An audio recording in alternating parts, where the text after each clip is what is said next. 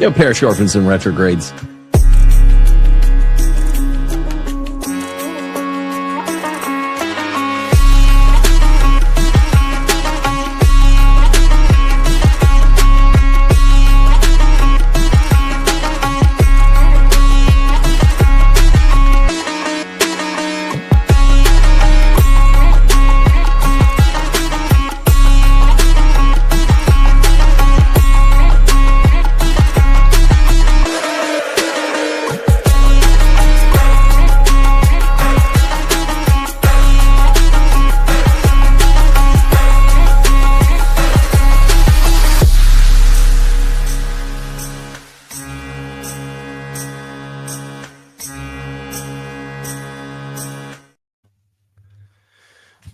Yo, parish orphans and retrogrades.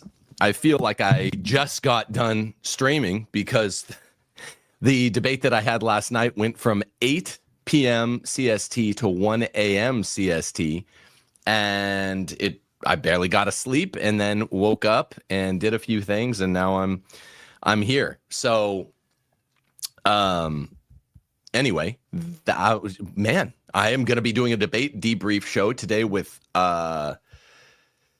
Zach Costello, and he can tell me what he thought. You guys can tell me what you thought. I'd love to take your calls if you did watch the debate. We're going to play some clips. It was very goofy. This was the goofiest debate I ever had. It went sideways from one perspective and another perspective. I had a lot of fun. And so anyway, I'd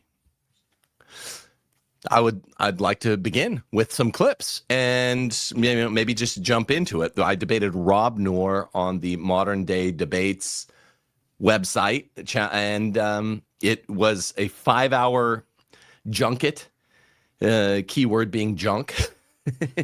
This guy was out of control. I mean, I don't know. Someone can, I don't know, Steph, what'd you think? Okay, I'm interested in hearing from everyone. What's interesting from my perspective, and we'll have a clip to illustrate this. So I had to take the kids to dance at the beginning of the debate. And so I missed probably a good first like 30 minutes, 40 minutes of it. And so when I came back up to the studio, all I could hear was this guy's voice. He was just like so frantic and upset and mad. And I just happened to walk in. I'm guessing that the first bit I'm hearing was a bit more civil. But by the time I had come back up, he was already like just leveling insults, and like his voice was quavering, and he was very, very, very upset. And this is the clip that we had on Twitter that gives insight into how I was feeling when I heard this guy. Yeah. I know where you're going.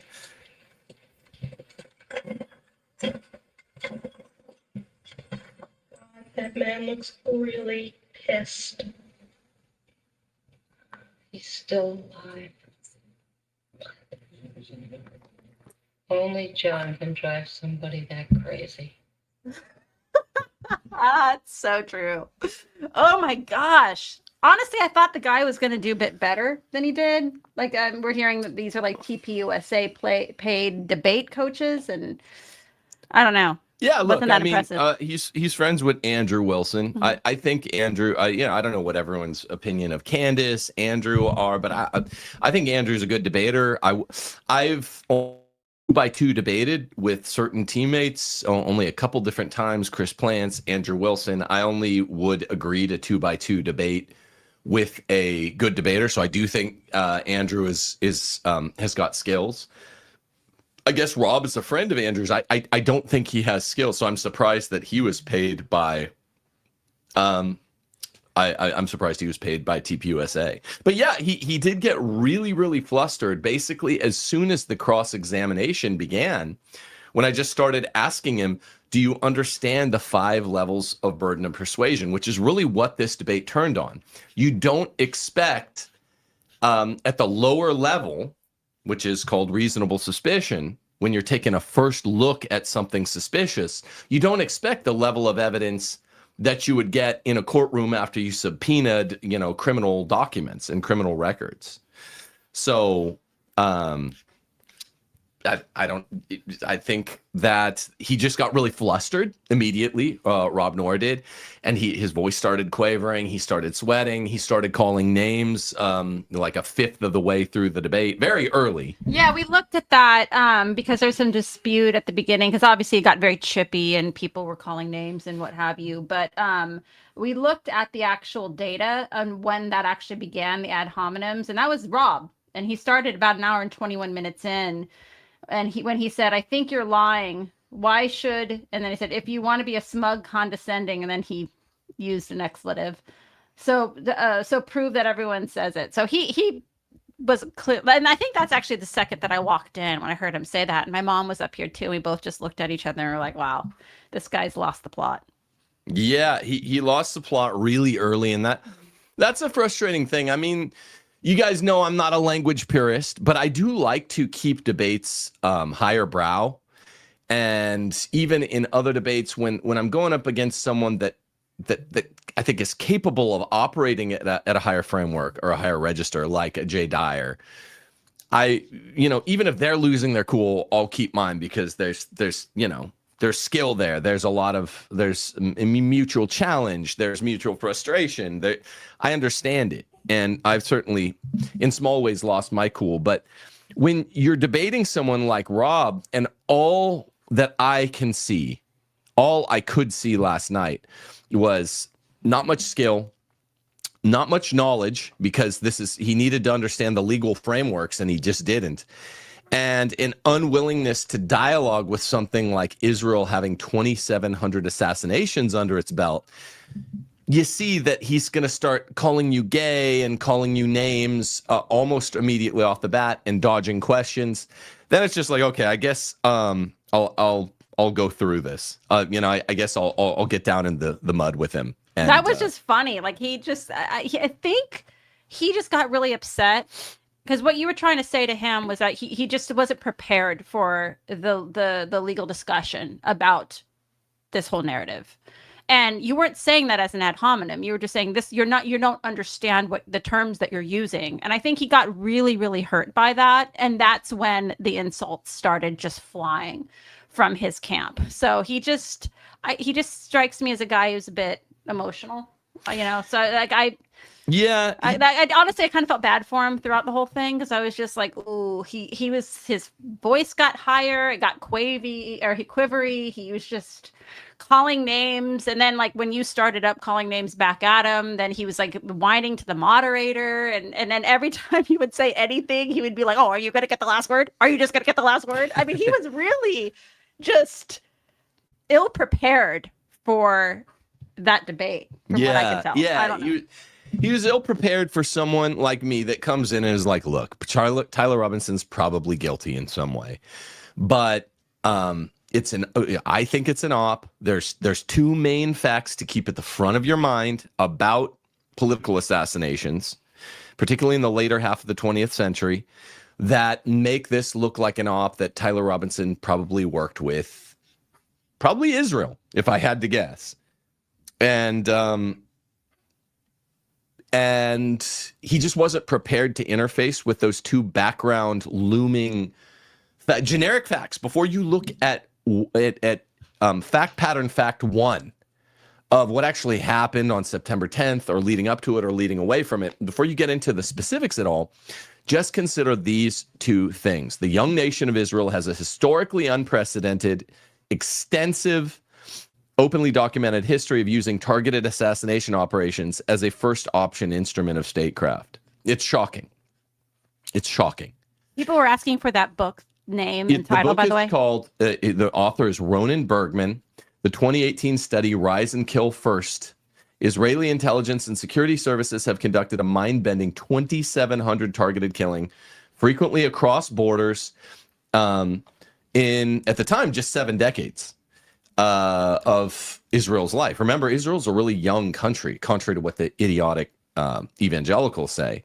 These guys do just under 400 political assassinations per decade. No other country in world history has ever come close. So Bergman describes in the book, Rise and Kill First, like a history. It's not a neat taxonomy. Okay. He describes shootings, car and roadside bombs, booby traps, exploding phones, air drone strikes, poisoning, proxy killings, and what you could call low signature or disguised assassinations.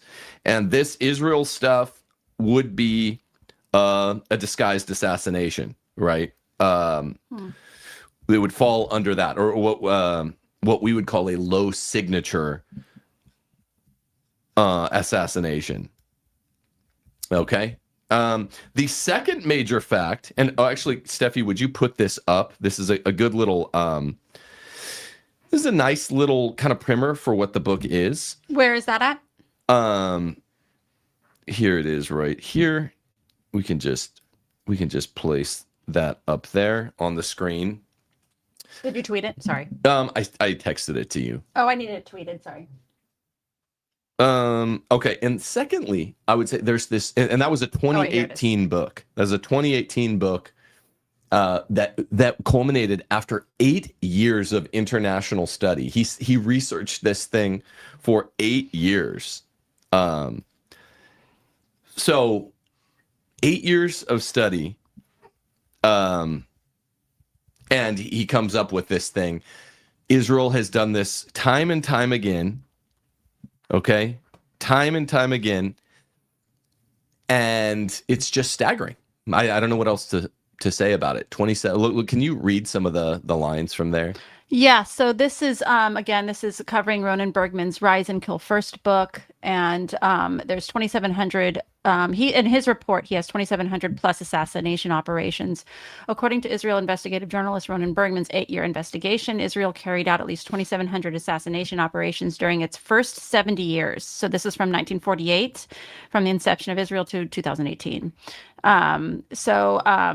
He in the book he has about 1,000 interviews with the current and former Mossad, Shin Bet military and political figures, extensive documentary research, including thousands of pages of previously unpublished material, and 8 years of investigation. So again, this is one of the most in-depth investigations ever conducted on the subject.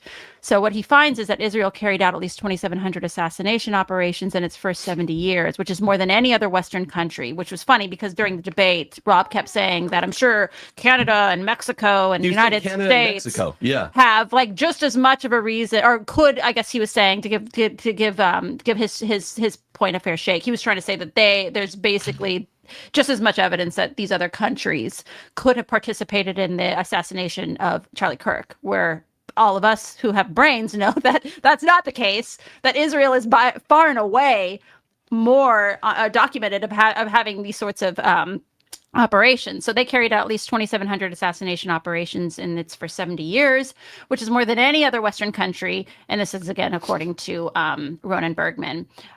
So this was a wide geographic scope. So the operations documented in Israel, Palestine, and everywhere else in the Middle East and overseas. And there are multiple agencies involved, meaning Bergman's research draws on Mossad, foreign operations, what have you. And they use many methods, which we know. So they'd use covert poisonings, explosives. This is where the conversation got taken into with a lot of Candace Owens things about the exploding cell phones, things like that, drone attacks, special operations, and other techniques.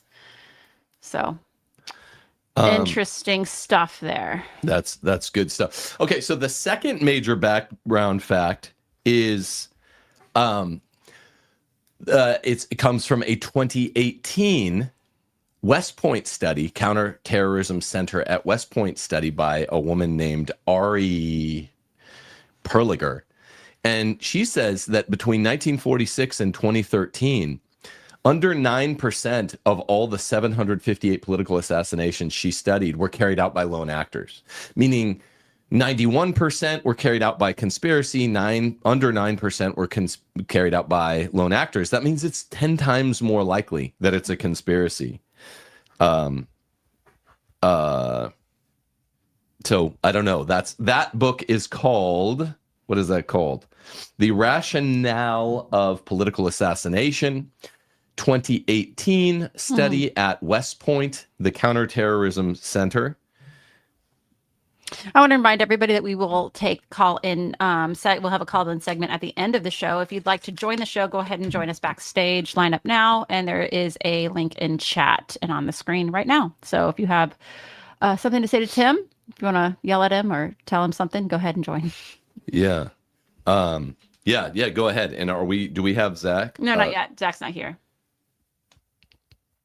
Yeah. So Somebody in chat said Rob always spurgs and calls people homos, and looks for those gotchas. Have seen it a few times now. Yeah, it's always funny to me that these kind of bigger guys always want to talk about the homo stuff. We'll show some clips on that, but that was really gross. Can I just say, like, the amount of stuff this guy knew about, like, I'm not even going to repeat some of the sexual deviant, like, toys and things this guy was just throwing around in the debate. It was gross. It was, I like, me and my mom were sitting there and we both were asking each other, like, how does this guy know so much about, like, gay stuff? He was like, he was calling you gay. At one point, he said under his breath, he's like, "Oh, if the FBI can investigate you, Tim." And I looked at my mom. I was like, "What is he even talking about?" He's like totally off of his gourd. And then he started like throwing accusations that you were gay. And then he proceeded to shift into using the most disgusting, specific, foul, gay stuff I didn't even know what he was talking. Some of the things he was saying, they were so like specific. I was like, how do you, I wanted to jump in and be like, "I'm sorry, sir, but how do you know so much about like gay sex toys and stuff? Because this is disgusting." I mean, and in the same breath, he was trying to say that you were the gay guy. Yeah. And then he was talking about this stuff. He knew so much about it. I was like, what is this? This was so gross. Yeah. Yeah, it's like that thing when Pope Francis claims, "Hey, you guys are coprophagiacs and coprophiliacs," and then you're like, "What is that, bro? I don't even know what that is." It was so off-putting, and it's funny because you could tell he really thought he was doing, like, every time he would mention the gay stuff, him and his like low IQ audience thought that was so good, like, "Oh, dude, bro, he said gay," but he knew so much. Again, I was just like, dude, only a real gay guy like knows this much about gay stuff. Like, I didn't half the stuff he was saying, I was like, where are you even getting this information from, dude? This is so weird. That was so gross. Yeah. He was so gross. Yeah. Yeah. So, shall we get into clips? Or yeah, let's get into clips. I mean, I think it's Zach Costello, who knows a lot about the case, is going to come in and tell us what he thought. Okay. Yeah, I'll let him in whenever we have him. Okay, so let's start with some clips. Let me know if you guys have a hard time with the audio. For some reason, YouTube has been having audio issues. But so let's start with the best clip, one of the best clips. So at one point, Rob was trying to say that the infamous May 2nd Charlie Kirk letter to Bibi Netanyahu, this is good. Was glowingly pro-Israel, and we've seen this all over the internet. That Charlie Kirk was a love letter to Israel and how much he loved Israel, and he was not prepared. Let's say this: Rob was not prepared for the litany of information that Tim had on that. So here we go. Give me the harshest thing in that letter that Kirk said. Pro-Israel surrogates like myself should not be in charge of fact-checking every piece of anti-Israel information. Sometimes it feels like I'm defending Israel in public more than your own government. Quote, "On my recent campus tours, roughly half of the questions I receive are about Israel, and they're overwhelmingly negative." He's saying you suck. Quote, even in young MAGA circles, Israel is losing support. Quote, "Israel is getting crushed on social media, and you are losing younger generations of Americans, even among MAGA conservatives.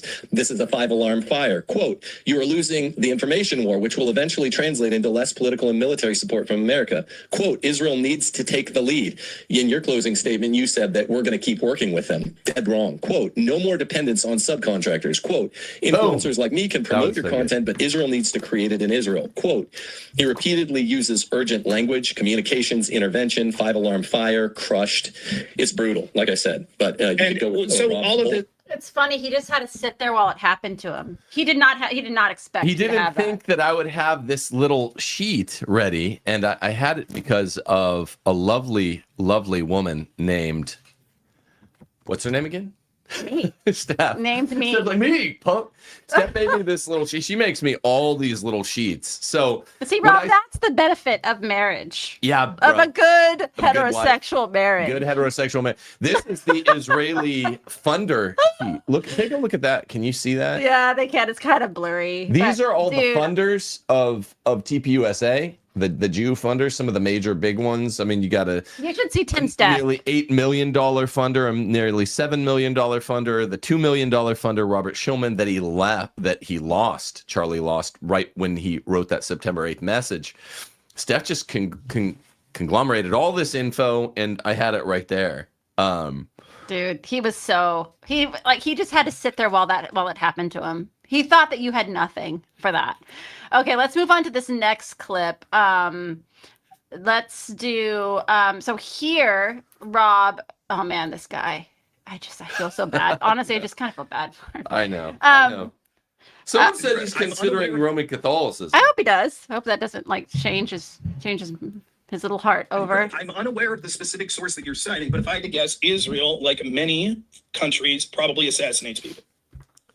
Oh, but so you think, like many countries, they do so in either quality, quantity, proclivity, with an average proclivity to assassination? I have no clue, but I would have. I'm asking you to take a guess. I don't know. My guess is, given the hostilities that Israel's been with in the region, they've probably more than, say, I don't know, Denmark.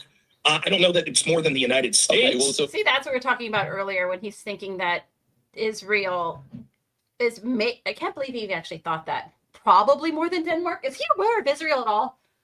Yeah. Is he aware of what they're known for? I think so. What he was trying to do is trivialize the paramount gravity of this fact. The fact of Show that sheet. Oh, we had that up. Yeah. Yeah. The paramount gravity of the fact that Israel is like a pit bull. So if a dog bites someone fatally in the far reaches of your neighborhood and you hear the gossip about it, you're like, I'm sure it's a pit bull, right? Because the odds are, if there's a political assassination, a bite by a pit bull, it's probably a pit bull. Okay. And he didn't know that going in. He was so naive. I don't know how you can be this naive. He literally was that naive going in. And so when I said, look, man, right off the bat, you're saying there's no evidence for Israel? There's generic, strong evidence that that Israel's involved in a conspiracy right off the bat, and that's very, very inconvenient. That really, really sucks. So, let's move on to this clip because this was based on what we were talking about earlier. Dude, everything aside, again, I just kept thinking, this guy is a pervert. I don't know why his mind was going in the directions it was going. I think it was probably because he was getting embarrassed that he just didn't know too much about the legal standard. And you were basically taking him to school for that. And I understand that is embarrassing, but he jumped from not accepting that you were trying to establish what the standard was to just straight being gross, right? Just being a weird pervert, gross guy. So this is what happened. Right. Stargazer Control for 5 says Tim is Moggin, Big Chung is Bob trembling like an abused dog. Rebuttal. Yeah, I'm good. Rob. I didn't feel trembling. I think I did very well. It's exactly what it was as thought, except it was just more catty, I guess. There was no evidence presented, or even it's just motive. And they've done bad things in the past, as I thought. So anyone that was tuning in thinking Tim's got some good evidence to suggest that Tyler was involved in some way with Israel or with there's nothing. It's just the exact same things we've heard, just repeated and trying to shirk away from the actual prompt or whatever because he knows that he doesn't have the goods. All right. But, well, this is just wrong. I would hope for your health's sake, for your heart's sake, that you don't sweat this much normally. So I'd say I'm not sweating that much. I don't have any sweat. There's no merit to the claim. But are you seeing things with that butt plug from squinting your eyes? All right. Let's not get too far off the rails here. I don't you were fucking kvetching when I said the F-A word, and then you said butt. You fucking pervert. Yeah, it's two different terms. One's a homophobic slur, the other's not. I know that's but that's a weird thing to say for someone. I noticed you smile when I said that. I don't know what that means. Next here's the thing. I presented evidence pertinent to May the 2nd, 2025. June 13th, 2025. Mid-July, a Patrick Bet David claim, which is strange. Motive. Excuse me. Talking. Yeah, Rob, let it finish. We can't go back and forth on the $5. That's just July going to take too much 27th, time. 2025. Late July, Baron Coleman claims. I haven't heard anybody say anything about that. That's really weird that there would be someone searching terms like the guy who asked the question, or Tyler Robinson, or Lance Twiggs. Now, I wouldn't bet my life or my family's life that that's 100% solid evidence, but it certainly needs to be looked into. That's really, really good investigative, reasonable suspicion evidence. See, that's what I mean. That's just like a good clip to demonstrate what we're talking about. It would be like you guys would have a back and forth, and then he'd start talking about sex toys. It was so weird. I just can't get over it. That was so odd. I don't know what this guy thinks I don't know what he could possibly coach TPUSA employees in coaching on. Yeah. Like, because it's so, I was not impressed. You've debated some people that I found their debating style impressive. Jay Dyer, I think Trent Horn is very polished. I don't see it with this guy at all. Yeah, I don't get it. Here's Zach's in. Let's bring Zach. I asked Andrew, is this Rob guy normally so pervy? Here we go. Here's Zach. Hey, Zach. What's up, Zach? Hey, what's up, guys? How are you, man? I'm doing well. How are you? I'm a little tired, but because that, a 5-hour debate that goes to 1 a.m. How many times have you been on this show, Zach? This is my first time on your show. I thought you'd been on the show before. Have I been on your show then? No, you were on mine when I was doing some of my early podcast days. Yeah, when I was still doing my pre-record stuff, but I've changed some of that. So yeah, you were on mine pretty early on, but I've never been on yours before. So happy to be here. Thanks for having me. Yeah, of course, man. It's amazing to have you. Did you get to watch any of the debate?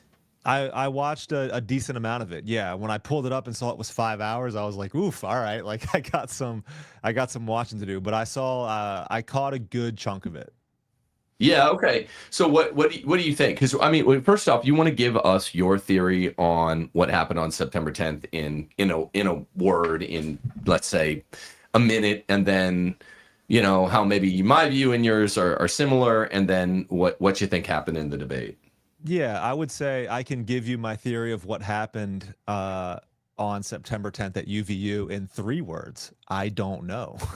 And I think that that's a pretty prudent place to be, honestly. I'm not convinced by the evidence that has been presented with regard to Tyler Robinson. I'm certainly not convinced that he is the lone wolf assassin of Charlie Kirk. I believe pretty firmly, I would say, I am 90% convinced that Tyler Robinson did not act alone. I've thrown out these percentages because throwing out the percentages after the debate between Candace Owens and Andrew Wilson just seems to be the thing right now. So people have asked me, okay, like what percentage would you say Tyler Robinson was involved? And I would say I am 99% convinced that Tyler Robinson was involved somehow.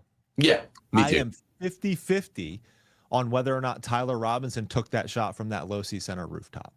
So that means that I am therefore open to listening to the different arguments around what happened to Charlie Kirk that day. And I think that that's kind of where I've been all along in this. And I've positioned myself here as really just a defender of, like, kind of a free speech defender of the alternative theories and arguments as it relates to this Charlie Kirk case. I find it frankly disgusting how so many people have just, slandered, lied about so many of these individuals, and case in point, Candace Owens for the most part, for asking these different questions and pursuing these, alternative theories and arguments about what happened to Charlie. So where are you on, I love percentages because they're honest. Where are you on Israel involvement percentage wise? Because that's what the debate was on most specifically.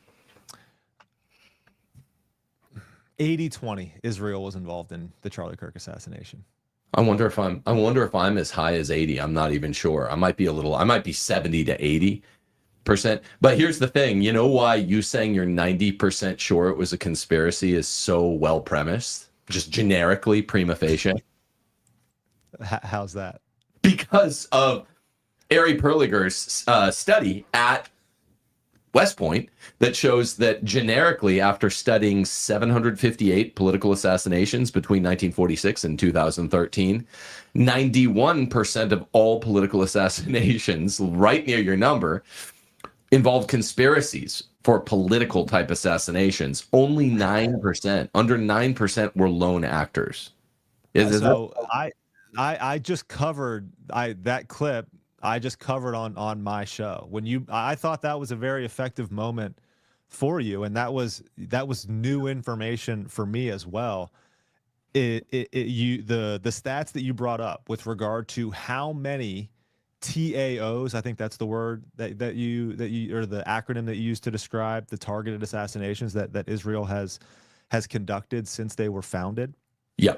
And then the second stat that you brought up of 91% did not include a lone actor, did not involve a lone actor. I thought that was critical information for you to bring up. Like, this is basically what they do.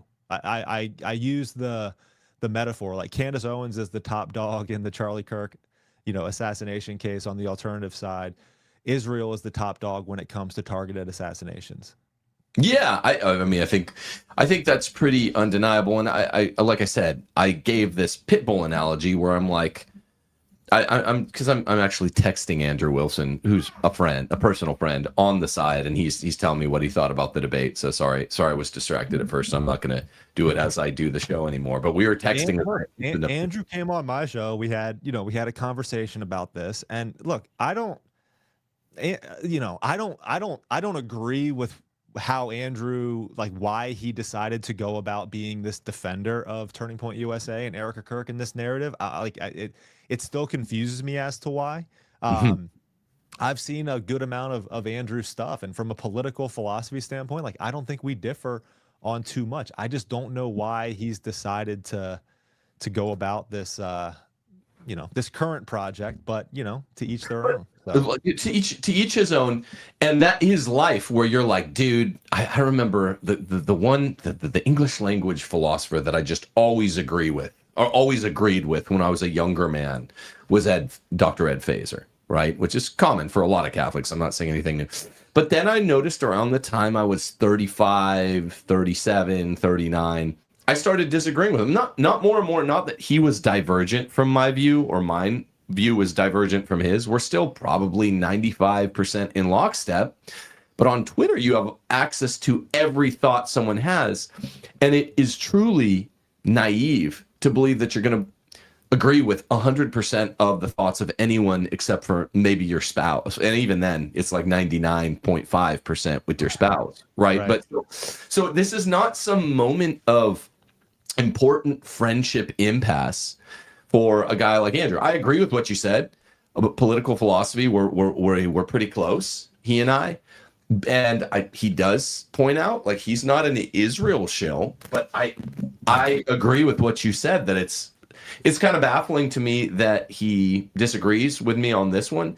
But reasonable minds can differ. And this is why investigations matter. And the crux of this case is that the FBI shut down the investigation a few days in. Yes. Yeah. And one of the points where I thought you were fairly strong is when you brought up the issue of Joe Kent. And what I'm seeing a lot of right now, and I was just talking about this on my show, is that when you brought up Joe Kent and you brought up the fact that, like, look, this is a pretty high-ranking government official who is responsible at the NCTC for monitoring and analyzing the different leads and evidence that flow between the investigative agencies like the CIA and the FBI, so that nothing gets lost, because it was created after 9/11 because things got lost and obviously 9/11 happened. So the DNI and the NCTC was created to prevent that from happening. When you have the director of that organization who is gathering and monitoring and analyzing these leads, when you have him come out and say like, hey, there are certainly leads that we need to look into regarding a foreign nexus in the Charlie Kirk assassination case. And then you have the FBI that says, no, we're not going to do that. And their reason for that, Joe Kent confirmed, he told me this. The reason for that is they said no because they already had Tyler in custody. So after Utah had Tyler in custody, the FBI was like, nah, we're good. We don't have to look into any more of this. Like, we don't want to damage Utah's case against Tyler Robinson. That was the direct reason that Joe Kent was given. And Joe was obviously like, no, I disagree with that. Like, we need to look into that. We have more work to do here. So when you have that individual who's saying that, okay, and then you have now the critics who are coming out about this. So you bring this up to Rob, and basically their response is, well, Joe Kent's not trustworthy. Joe Kent's a liar. He's a liar. And it's like, Yeah. It's like, how can you say that? It's like, well, you know who I consider a liar? I consider Officer Bagley, who found the screwdriver on the roof, a liar. I consider Brian Davis, who booked Tyler in. I consider him a liar. Like, if we're just going to call these different figures of authority here, like in these positions, as just liars, it's like we can do that just across the board. I don't think that's not a good argument when it comes to Joe Kent.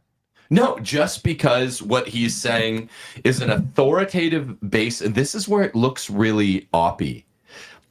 He's like the head of the National Counterterrorism Center, right? And this isn't just Wignats saying, "Oh, it's Israel." Joe Kent, Terrorism Center, right? Joe Kent seems to think it's Israel, and so you like raise that, and they're like, "Well, he's a liar." Like, what? That's not an argument.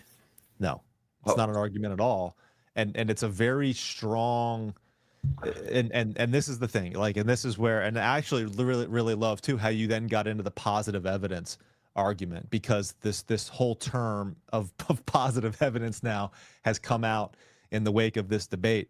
But it's like, if there are leads to pursue, if there was evidence to find that the FBI is now saying that we are not going to pursue, then you have to acknowledge that there is evidence that we are not being told of. There's evidence that's not being released, or it's not being found because the investigation has stopped, right? And that is problematic. Right. In law, you're taught, number one, like, absence of evidence is not evidence of absence. And that's problematic, because you and I can't say because we suspect that there's some good evidence that's being covered up, because they're acting like they're covering something up. We can't say we know there's evidence, but it is evidentiary when somebody's hiding something and behind their back. You know, when your child is hiding something behind their back, you're like, okay, I don't see any objects in your hand. So in some sense, that's an absence of evidence. But the fact that your hands are lodged behind your back is positive evidence. I want to see, it makes me want to investigate farther. So there is evidence of some cover up just by the fact that lying, dishonesty is also, I mean, it's evidence that something is being hidden. It's evidence of a cover up. Yeah. No, I know. Well, when Rob kept asking me, what's one thing about the investigation that investigations are kept secret, that's positive evidence. I'm like, well, here's an objective frame. The time, the chronology, the fact that it was cut short so much quicker than any other investigation. It was throttled in the cradle, I kept saying. And he's like, well, how do you know that that's not it? And I'm like, well, because the head of the NCTC, Joe Kent, said this was throttled in the grave. I had 100 more leads to run down. Yep. Yeah. And then their only response is, well, he's a dishonest actor. Like, I saw another debate where Joe Kent was described as, well, he's guilty of treason for communicating or releasing these text messages to Candace Owens, which they also have no evidence for. So again, it's just this continual lie and smear campaign against Joe Kent when you bring that up. But that's such a great point. Yeah. I mean, the investigation was literally throttled in its infancy. And when they ask, well, what evidence do you have for that? You say the director of the National Counterterrorism Center said that it was, and he and the director of the FBI got into a massive feud over it, and then their response is, well, he's just a liar. It's just like, all right, well, we're not going to get anywhere then, because that's not a good argument back. Right. What do you make of the argument, Zach, that this is Zach Costello? You came in the middle of the show, so hopefully I gave you a proper intro. I might have forgotten, but this is Zach Costello, who's been doing great work on just investigating as oriented toward truth what happened on September 10th, 2025, and has done lots of important interviews on it. I've been on his show. This is the first time he's coming over here. I'll give you a chance to plug your channel, Zach, as we close up. But what do you? We're kind of going through and ranking percentages, in the wake of my debate I did with Rob Noor last night. What percentage do you think there is of a chance of a vast left-wing conspiracy? Remember the vast right-wing conspiracy Hillary was talking about? What do you think that the chance of a vast left-wing conspiracy there is? I think you said 80% Israel. I said 70 to 80. How likely do you find a left-wing conspiracy? That's a good question. So I have certainly not ruled out that it might have been a violent, radical left-wing group that may have coordinated and planned the assassination of Charlie. If I'm going to give you a percentage, see, here's the thing. It can be both and. Even if it was a radical left-wing group, that could also still include foreign involvement. Yeah, sure. Israel may have very well capitalized on the fact that Charlie was afraid that the left was going to kill him. I mean, that could be a possibility, right? Right. I would say I would probably stick to, and because of that, I would probably stick pretty close to that original percentage that I gave you. I mean, here's what I can say: 80-20, in that a larger group outside of Tyler Robinson was involved in this assassination case. If a radical left-wing group was involved in it, I believe that the percentage remained that Israel was also behind the influence, covert influence, whatever you want to call it, behind that left-wing group. Yeah, I think I'm right there with you. I mean, not Schrodinger's cat, Occam's razor would sort of dictate that even when they do these, what are they called? There's a specific subset of Israeli. I was talking about this with Andrew, and I'm like, there's a subset of Israeli assassinations that do look like this. I think they're called low resolution or something like that. I talked about them earlier, where they attribute it to someone else, and the someone else they attribute it to, the kind of patsy, doesn't really even know who they're working for. The more laundering chains you do from, Israel to the broader left group, then the broader left group to some random tranny, you're by Occam's razor jeopardizing the success of the TAO. So I tend to think that there would be fewer chains of laundering, but it's possible that they could launder it that way. Here's what I'm saying, because I guess it sounds like maybe Rob is open to the conspiracy by the left theory, even though he's totally closed off to conspiracy by Israel. Sounds to be Andrew. I was just texting Andrew, and it sounds like he's open to a conspiracy. Both of these facts, openness by Rob and Andrew, shocked me, because I thought they were lone gunman proponents. But here's what I want to ask anybody that thinks it's a conspiracy, but it's by the left. And this, you're going to get a bunch of low IQ answers flooding the chat. Who stood to benefit the most? And this kept coming up last night in the debate with Rob, where he's like, well, don't you think leftists hate Charlie? I'm like, I know, but that's not the way that criminal investigators, I mean, I do have a JD, and this is not the way in crim law you look at it.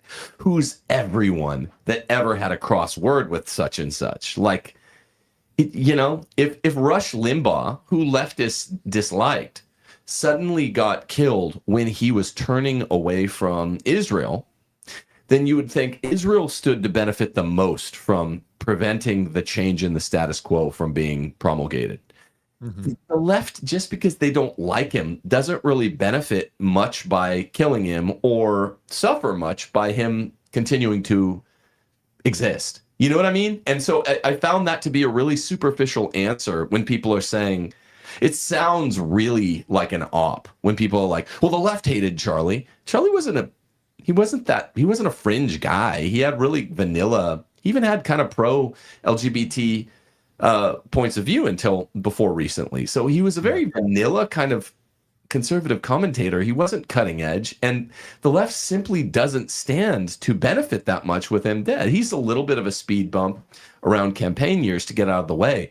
But when you compare that to the vast existential desideratum represented to Israel by killing Charlie, if Charlie was truly turning on them, it's like comparing lightning to a lightning bug. Yeah. Yeah. And I think that one of the most telling things for me, especially in the, since Andrew released the text message or the Telegram message or wherever it's from, of Charlie saying that he was afraid that the left was going to kill him. What I find really interesting about these messages, it not just to include how long it took them to release them and why I can't wrap my head around why Turning Point USA or like the guys on the Charlie Kirk show wouldn't be the ones that would have just released that messages. I don't know why they had to use Andrew to put those messages out. But what I find really interesting about it is that it was Andrew Colvett who was really Charlie's right-hand man. Like, he was the executive producer of the Charlie Kirk show. He was the spokesperson for Turning Point USA. It's actually him. He is the source of where most of these big concerns about Israel came from early on. He was the one that was communicating with Candace Owens and providing her with a lot of this information. It was Andrew, and Andrew admitted this himself. He is the one who submitted that text message thread of Charlie saying that he was leaving the pro-Israel cause. He's the one that gave that to Joe Kent because he considered it relevant evidence in the immediate aftermath of Charlie dying. Colvett. Sorry, I got lost in the... Andrew Colvett. Andrew Colvett, he is the one who submitted that to Joe Kent at You were NC2. telling me this yesterday. Yeah, yeah. And Andrew Colvett called Tucker Carlson and Candace Owens in the immediate aftermath to warn them of the fact that Charlie was just assassinated or Charlie was just killed. And he also told Candace Owens, according to Candace Owens, that it was supposed to be her. So I ask you, who do you think Andrew Colvett suspected early on? And then I'll give you this, which I find really interesting because Andrew, like I said, Andrew Wilson just released those text messages. I confirmed with Joe Kent. Joe Kent did not receive the message from Andrew Colvett that Andrew Wilson released. So they did not give him the text message that Charlie was concerned that the left was going to kill him, that he was communicating with his security about that. So I just find it very interesting that Charlie's right-hand man, the guy who was with him he was with him at the case studies or the sit-downs they were doing with young people about Israel. Like, Charlie's right-hand man in the immediate aftermath was suspicious, and I say suspicious, that Israel may have been involved in his assassination. And the guy who he gave those messages to, Andrew Colvett, says, I don't know what happened after I gave Joe Kent those messages. Well, we do, because Joe Kent has said, I put those up the chain in addition to more evidence that I thought needed to be looked at, and the FBI said no. So again, this whole being suspicious of Israel, like, didn't just come out of the blue, and it didn't just come because Candace Owens started putting all this stuff out. It actually came from Charlie's right-hand man who was suspicious of it in the immediate aftermath of his death. So I think that's important to say. I didn't know that. You started telling me yesterday and I was focusing on the debate. So are you sure about that? Are you positive about that? Positive about about what? About which the last proposition that came from Andrew Colvett. The text messages went to Joe Kent, and that Joe Kent was investigating Israel specifically. Because Rob Noor kept telling me, how do you even know Joe Kent was investigating Israel? He just said foreign nexuses. That is 100% confirmed that the text message of Charlie saying he was going to leave the pro-Israel cause was given to Joe Kent by Andrew Colvett. Joe Kent has confirmed that with me myself or has confirmed that with me himself, excuse me. Mhm. And however, it is important to say Joe Kent has not singled out any specific foreign country. He has simply just talked about a foreign nexus. Yes. But he talked about foreign nexus in specific reference to that August 8th or September 8th text about I'm Correct. leaving Israel. Okay. Correct. And if we're allowed to make inferences from, facts, you can make that. Yeah, that's what we call a reasonable inference at law. Correct. See, I didn't know that. So I don't want to ask you to speculate, but you think Andrew Colvett is telling the truth throughout all of this generally, or you don't think he's shady? It sounds like. I don't know what I think of Colvett. I mean, that's a good question, but I think that, if we're going to speculate as to whether or not Andrew is being honest, so if he's being honest, then that means in the immediate aftermath, he was suspicious that Israel was involved in the Charlie Kirk assassination case. And that's why he was going about submitting these text messages and telling everybody that they needed to be careful and telling Candace Owens that she needed to watch out, right? Like, if he's being honest, then we know that he was obviously suspicious of the nation state of Israel, right? If he's being dishonest and that wasn't true and he was going about doing those things, well, I think that is very suspicious, but it doesn't necessarily put the suspicion on Israel. That puts the suspicion on Andrew Colvett and what he might have known as far as the assassination goes, because that means he would be trying to put blame. He'd be trying to scapegoat Israel, for example, to what? For what reason? I mean, I can, if I'm speculating, he's only doing that because he would be, deflecting from what the actual truth was. Yeah, from something else. Yeah, we're just doing fact pattern hypotheticals. Just for the record, you're not saying you think it's Andrew Colvett or whatever. You're just saying that's what it would be if it weren't Israel and he were being disingenuous with those warnings to Candace, and they were more like threats than warnings, right? Yeah, if Andrew Colvett was trying, that's the if. Like, if Andrew Colvett was trying to muddy the water by basically blaming Israel early on or getting people to suspect Israel, then like that would be interesting. My personal opinion, what I think is that Andrew Colvett was being honest in the immediate aftermath of Charlie being killed, and he actually suspected that was the case. And that's what he was telling everybody. It's like that's what I think. And now he's changed tune on that. And what I find interesting too is that if you go back and look at that, I think it was March 23rd, Andrew Colvett put out a statement after it was revealed that he is the one that submitted the text message thread of Charlie saying he was leaving the pro-Israel cause to Joe Kent. He released a statement on the Charlie Kirk show and said that the reason that he did that was because they were pursuing the truth and they were giving everybody everything that they had to turn over every stone. They wanted all of the information out there. Don't you find it kind of interesting? Mm-hmm. I just put a post up about this on X. Don't you find it interesting that they didn't provide the message that Andrew Colvett and Turning Point USA just provided Andrew Wilson that he just released this past week? They didn't provide that. They didn't provide that message, though. That's weird to me. I don't know why they wouldn't do that. That is weird. Why? Have you asked anyone about that? That Andrew Colvett didn't earlier provide the Andrew Wilson message from the debate to any law enforcement before now? I asked Joe Kent. Uh-huh. And he said no.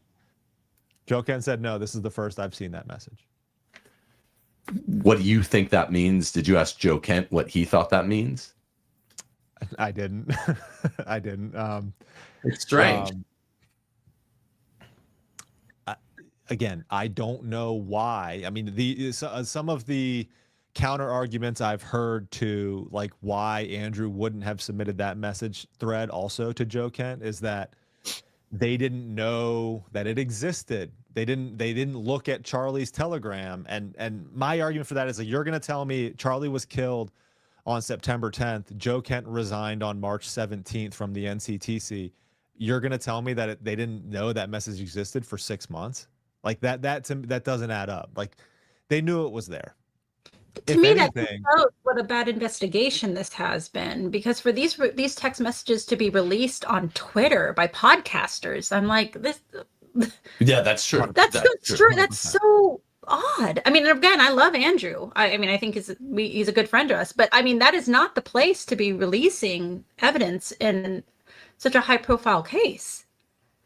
I agree. I mean, the amount of times that this investigation or the PR of all of this, of the fallout of the Charlie Kirk assassination has been botched, whether that be by the actual investigative authorities or just Turning Point USA and you know, the Erica Kirk and the Andrew Colvett and the Blake Neff crowd, is shocking. I mean, it's probably 70% of the reason why people are like, what's up with these guys? Just because of the way they've handled all of this. How weird they are. They're just weird individuals. That I just don't get why we can't agree. Like all of America hold hands and sing Hosanna and say Erica Kirk is spooky, whether she's just a spooky broad or like spooky glow in the dark. She is the weirdest lady I've ever seen. She's just odd. And that's okay. Like people can be weird, but can we all just like admit that like what she does is not normal? Yeah, she's a freak. And when people say, "Oh, she's just a grieving widow," I'd be like, "No, dude, she's legally a widow. She has not grieved at all. She was joyful throughout the first week of his death." Even in the debate last night, they were talking about how all the super chat money was going to be donated to Charlie Kirk's family, and we were joking behind the scenes and like, is there any way that we can donate 100% of Erica Kirk's time to Charlie Kirk's family? Like that, like $75 in some debate chat going to like a billionaire widow who's like raking in the cash is gonna make it. She's made $100 million in the last year, and the $357.28 she made in super chats last night is gonna push her kids over. They're gonna be able to buy shoes. That's gonna do it. That you know what? That's gonna get her to stay home. There you go. Yeah, exactly. It was so retarded that I was gonna make fun of it last night, but it was already sideways. But yeah, Steph's line was like, could we, instead of donating the money, could we donate 100% of Erica Kirk's time to the family?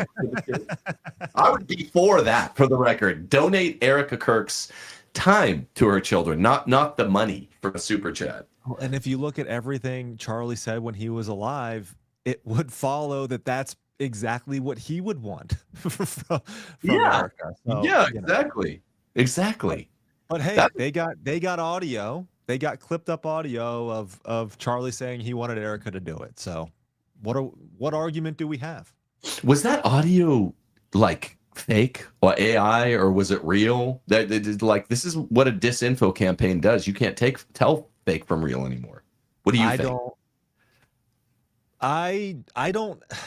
There are many people that say that audio was AI. I don't know necessarily. What I will say, what I am 100% sure of is this: is that audio was spliced together, has music over it, and it has B-roll over the spot where it was spliced. Okay, so we know that it was edited. We know that is not just a raw, authentic clip of Charlie saying those two things, that whole sentence, right? So what I find to be very misleading about that is that you have what Turning Point USA has put out to debunk all of the people that say, I don't know if Charlie would have wanted this. And they, for some reason, have to continually, do these types of things to justify this for some reason. I mean, if they were just to come out and be like, Erica's going to be CEO, she wants to take over for Charlie, like, fine, like whatever. But it's the fact that they have to like jump through these different hoops to like prove that like, no, this is what Charlie really, really wanted. And they come out and they put this out, and it's literally spliced, so you know that it's not one authentic sentence that Charlie said. It's an audio clip, and then it's got the B-roll over it of Erica and Charlie kissing, and then it says, she would do a great job, whatever. The fact that they had to put that together in order to prove it to us, in my opinion, is just it's just a bad look. It's just it's inauthentic. It's a spin tactic. And look, like, the problem with it is that you have people that now go on X and they'll literally quote what Charlie said there. They'll literally use it as one sentence that he actually said, and that is literally misleading. That's not true. And that's what I don't like about that clip that they put out. Me neither. Do we have anything from the debate last night on the big prominent I'm unaware of the August 13th Harrison Smith tweet? I mean, can we just talk about the August 13th Harrison Smith tweet? I think a lot of normal, I don't mean normie, I mean just normal conservatives that are out there that have heard the mainstream story but haven't researched this. Everyone that I've told, I've like red pilled just by alerting them to the existence of the August 13th Harrison Smith tweet. And they're like, that makes this non-kooky to believe that Israel could have something to do with it. And they get so flustered. The normie like militants get so flustered when you bring that up, that it is so compelling. It is. And do you have that tweet to pull up? Is that what you were about to do? In any case, I'm only asking because Harrison Smith. Okay, so I can cite it off memory to the best of my ability, but Harrison Smith said in that tweet, "I'm not gonna name names, but someone close to Charlie Kirk told me that if he turned on Israel, they would kill him." Is that a fair? That's exactly word for word. Is that what it says? I'm saying it right now. Almost verbatim. Okay, Right can you get it up? Can you read it, Steady? So That was verbatim, I think. this was August 13th. 13th, 2025. And it's still up on Twitter, so you can see it today. He says, "I'm not going to name names, but I was told by someone close to Charlie Kirk that Charlie thinks Israel will kill him if he turns against them." Okay, actually, now scroll down slightly because I think he just posted. I thought he just posted a reply. Really? To that because somebody challenged him. Somebody reposted it and said, "Well, now it's time to name names." And then Harrison Smith responded and said, "I submitted that to the FBI." No way. Harrison was going to come on my show. I don't know if you've had him, but had him on your show. No, when he said, Go to his replies. Go to his replies. Maybe you can see it there. I'm looking. I'm doing it on my phone. Steph's doing that. He said it was given to Oh, the okay. FBI. So someone said, this is 14 hours ago. Holy He said, "Did you tell any real law enforcement officials that are doing actual investigations or just the FBI?" And he said, "I told the FBI." And then he said again to that, he said, "I told the real ones." Let me see if. Wow. Well, and then the FBI says, "No, we're good. We got Tyler." Yes. That's wild, man. Okay, yeah, so you're right. This was yesterday. So he was responding to Jake Shields saying, I think it's time Harrison names names because this is very relevant to Charlie Kirk's murder. This goes beyond protecting a private source. Anyone withholding such an important message should be viewed as a potential accomplice in murder." And then Harrison said 17 hours ago, "I told the FBI." Wait, where I'm not bookmarking able to that. find it. Okay, I'm that's bookmarking big. I've been waiting for him to comment on that. Wow. So do you think, Joe, are you in frequent contact with Kent? Or not? I wouldn't say a ton. We're on. Yeah, I mean, I communicate with him. He was on my show, and I have if I need to get an answer from him, like I can normally do that. Yeah. So can you ask him? Does he know the name? I mean, he doesn't have to tell you. Obviously, share it. But I'm sure he knows, right? The name of who that person was. The double declarant, the double hearsay declarant. That's huge. I can ask him that. Yeah, well, that's actually a good question to ask him. I normally try not to bug him with stupid questions because I'll have a question pop up a lot that I always want to ask him. But yeah, I can. Since Harrison just responded to that fairly recently, and it just popped up again. I think that's a relevant question.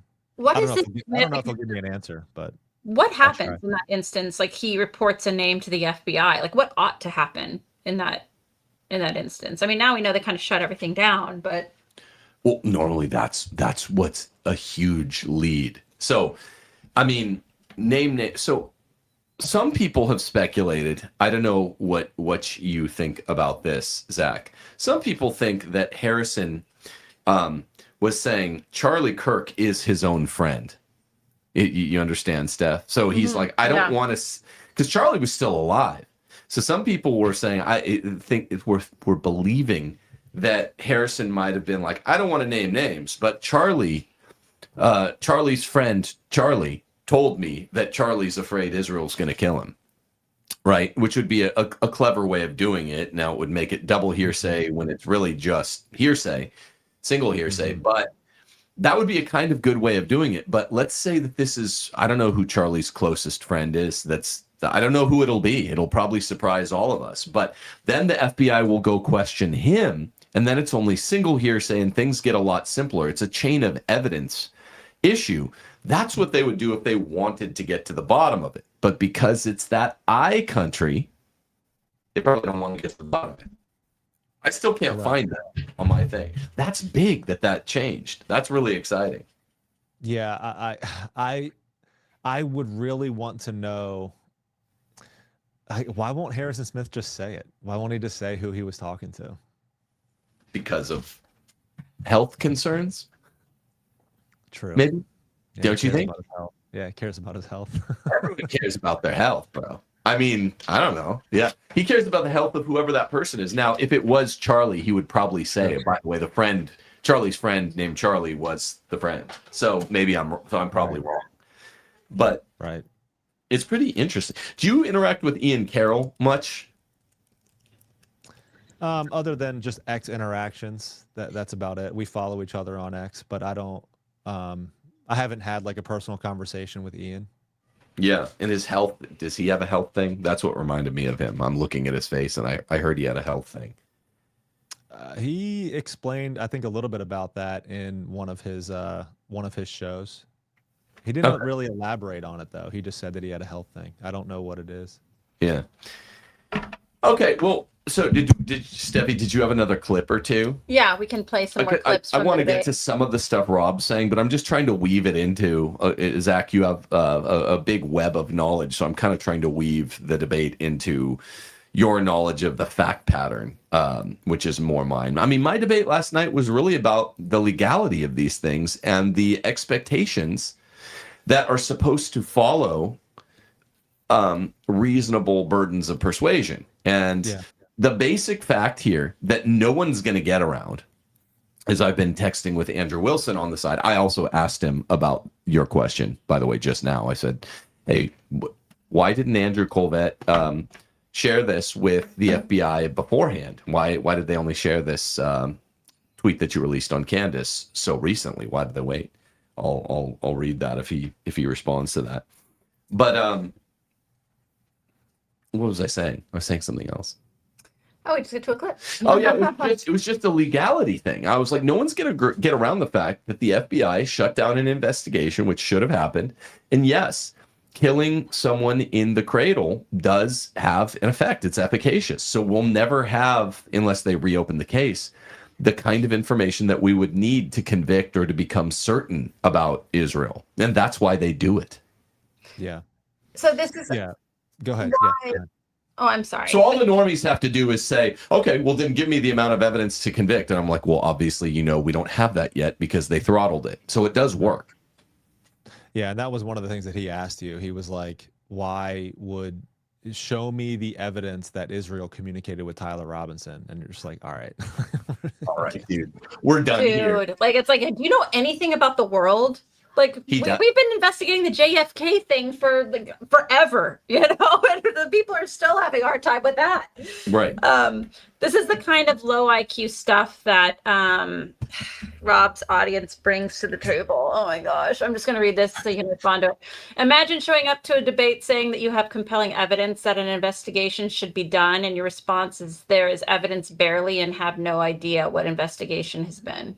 that's just not what I said once. I said there's the timeline itself. I'm looking at it right now from May 2nd to June 13th, July 27th, August 4th, August 5th, the Hamptons intervention, August 13th, the Harrison Smith tweet, August 26th, the Netanyahu invitation to Charlie, the September 2nd thing where he said he's this close to becoming Catholic. That's relevant. I barely talked about the Catholic stuff. September 8th, September 9th.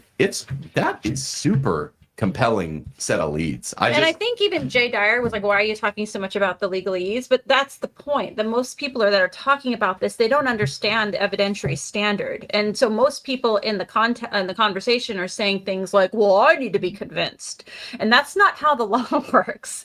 And so many of Rob's audience, they just did not understand the distinction. They didn't understand like how investigations actually work, like what sort of standard one has to reach before you're moving on to the next phase. And that's why you took all that time, because unless you have legal training, which it's understandable most people don't, you don't understand how this actually works in a real life setting. Right. People they're just getting all up in their feels and they're saying, oh, it doesn't meet my standard. Well, I mean, okay, but there's, you know, how many millions of people are interested in this case, and everybody has different standards. That's why it doesn't go off of that. Right. Right. Yeah, no, and I thought that was actually very valuable. I understand that sometimes like kind of grinding through like some of the semantic arguments and defining terms can be, you know, frustrating for like a YouTube audience, for example. But I feel like when you guys were talking about like the terms of like compelling, persuasive, and convincing, like that was a very important part of the conversation, I thought, early on. I thought we would be able to get farther with that because he didn't know what they are because he doesn't have a law degree, so that's fine. But it's like, look, reasonable suspicion is the lowest evidentiary showing. It's all a cop has to have to pull you over for what's called a Terry stop, out of this case Terry. And it's like, there's one thing, maybe your registration on your vehicle's passed one day, and maybe if it were a minivan with like a white mom, he would let it slide.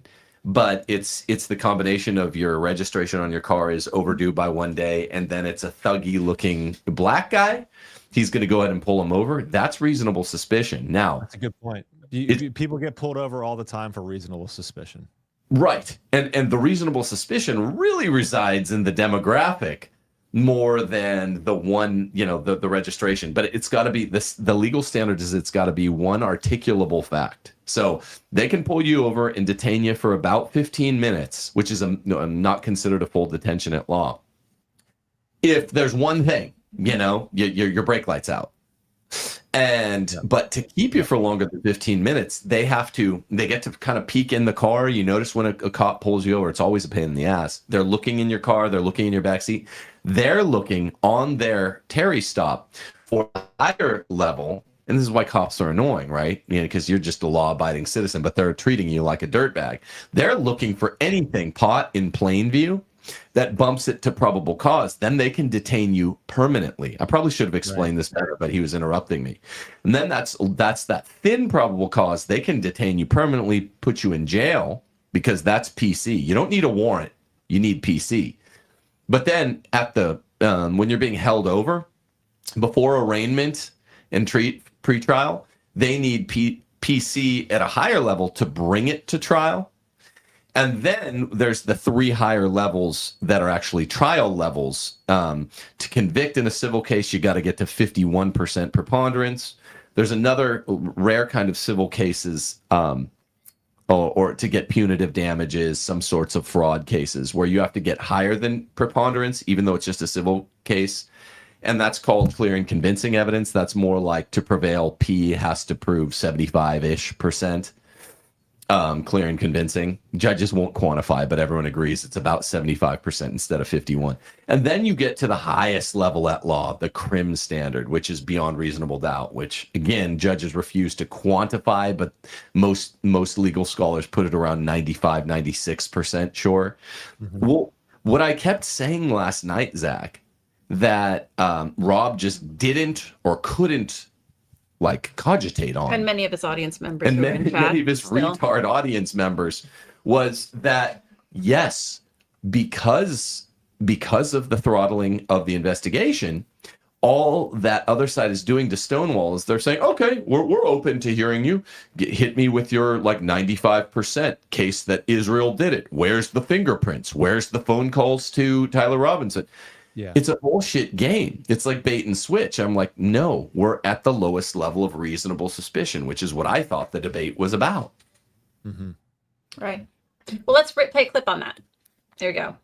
The reason that this is so important, the standard of evidence being raised, is because what's persuasive changes. All right. And he's done everything. Rob has done everything he can tonight to say that there's no evidence. These are just factually ridiculous claims. Right. And he was yelling about it and he was calling me names about it.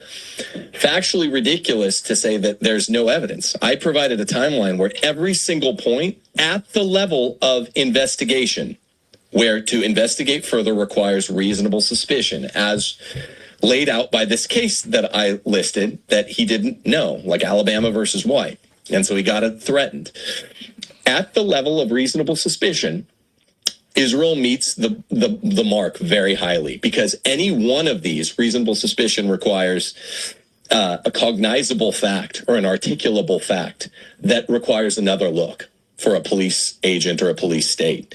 So start with May 2nd. Charlie Kirk sends Netanyahu a very tough letter on May 2nd. That by itself, forget everything else, looks like the kind of thing that NCTC would want to take another look for. And Rob said, that's not evidence. I said, well, no. Once again, he kept misunderstanding throughout the entire time. He has so paltry an understanding of the legal terms that he keeps jumping to a jury verdict. At the level of beyond reasonable doubt, that wouldn't be enough to convict. Yeah, so any of these are articulable facts. Any one from the timeline that should have been looked into. That was the whole point. That was everything I was saying last night. That's the entire case that, for we should have investigated Israel further. Mm-hmm. Yeah, I mean, what I struggle to understand, especially, well, let me ask you a quick question. So Rob Noor, he was the fact checker in the Candace Owens, Andrew Wilson debate, right? I believe so. He has a Crucible hat on. Is he affiliated with Andrew Wilson at all? What people were saying, I didn't know so before last night because I'm friends with Andrew. I didn't know he was so tight with him. I guess people in the chat were alleging that he used to work for Andrew, got fired. Then they said that's not accurate, but he's like a contractor or an employee. He did admit that he got paid. This is a remarkable moment during the debate. He did admit that he got paid by TPUSA to do debate coaching. I just find that very strange. Like, why? Rob said that. Why is TPUSA like purchasing debate coaching during this time after Charlie Kirk's death from these people? I'm genuinely, I don't understand that. That's, to me, that's very strange. Well, because when you're a debate coach, it's a very sweeping term. You can honestly answer, this is what they paid me for, debate coaching. And it can be more what we call in the law procedural coaching or substantive coaching. So literally they could have brought in all of these debate coaches and just be like, teach us more like a sophist in Athens, like how to talk around these points. Or they could teach us more like an actual philosopher to tell us, what the best means of the, Socratic method are in dialogue with someone. You can go either more like a sophist or more like Socrates, and it still falls under debate coaches, what Andrew and Rob Noor got paid for. So I'm very curious what those debate coach sessions looked like at TPUSA. Very curious. Okay. And what the purpose was of them. One of the things that I found interesting was that when Andrew, and this kind of goes back to the clip, I was just trying to get an understanding of more so who Rob is and kind of where he comes from. When Andrew Wilson went on with, he went on the YouTube channel Paramount Tactical with Gary Melton, and I asked the question there to both of them, what percentage do you two think? And they're on, I would say, the other side of me in this argument. They believe Tyler Robinson did it. I asked them, I said, what percentage out of 100 do you think Tyler Robinson acted alone? And Andrew's was slightly higher than Gary Melton's, but Gary Melton said that he was 50-50 in that regard. Andrew, I think, was a little higher in his percentage. I don't remember Andrew actually giving a percentage, but he basically was like, I'm open to the fact that other people may have been involved in addition to Tyler Robinson, which that's where I find this to be kind of extremely interesting, because you seem to have it's almost like we have two things going on at once. You have people that are saying like Tyler Robinson is the lone wolf narrative, basically going right along with the charging document narrative. But then you have these same people that are saying, well, I'm open to the fact that Tyler didn't act alone. In fact, and a lot of them will say, in fact, he very well may have acted with other people in this. And that's where like my argument is like, well, if you are saying that he acted with other people, then you have to take into account that some of the evidence that you are considering as far as this being overwhelming against Tyler Robinson, like the text messages from Lance Twiggs, for example, when Tyler says to Lance Twiggs, or when Lance says to Tyler, does anybody else know about this? And Tyler responds with, not that I know of. You have to then consider, okay, Tyler's obviously lying there, or those messages are fake, right? So, and then if he's lying about that instance, like where else then is he lying in these messages? So why would that be a lie? Why would that be an apparent lie? I'm just not seeing it. Sorry. If he says to Lance that he does not know if anybody else was involved and other people were involved in this, then that would be a lie that Tyler is telling Lance. Gotcha. Right? Sorry. And why would he lie about that? I mean, he would lie because either he did it alone, which, okay, fine. Like that. If you're 50-50 on Tyler doing it alone versus Tyler doing it with other people, that maybe covers your 50-50 of Tyler doing it alone. But if he's stating that, if he's lying to Lance and saying that he doesn't know if other people were involved, that means he's covering for other people that were involved. And if Tyler Robinson is covering for other people, if he's not exposing other people who were involved with him, then that right there is proof of a conspiracy. And what word would you use to describe an individual who's covering for other people in an assassination case?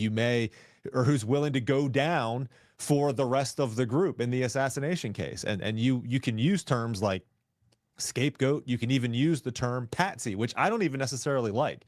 I thought Candace should have argued from the premise that Tyler Robinson did not act alone at UVU that day. I thought See, that's the thing. I thought that would have been a stronger place for her to debate from. Now, that being said, I don't think Andrew would have taken up that debate, because it seems like Andrew was also open to the possibility that he may not have acted alone that day, which I find very interesting, because if he did not act alone, then that means we're talking about a group of individuals that coordinated this hit on Charlie Kirk. And then that opens us up to, again, this conversation that we're having here, or another, radical left-wing group, right? Like, I'm open to those scenarios, but I just feel like there's a lot of bad faith in that, like, anybody questioning, like, it's happened to me so many times. Like, my Christian faith gets called out for, whatever, destroying Charlie's legacy because I'm questioning these things about his assassination case, where it's like, look, it's not that deep. I just want to know the truth.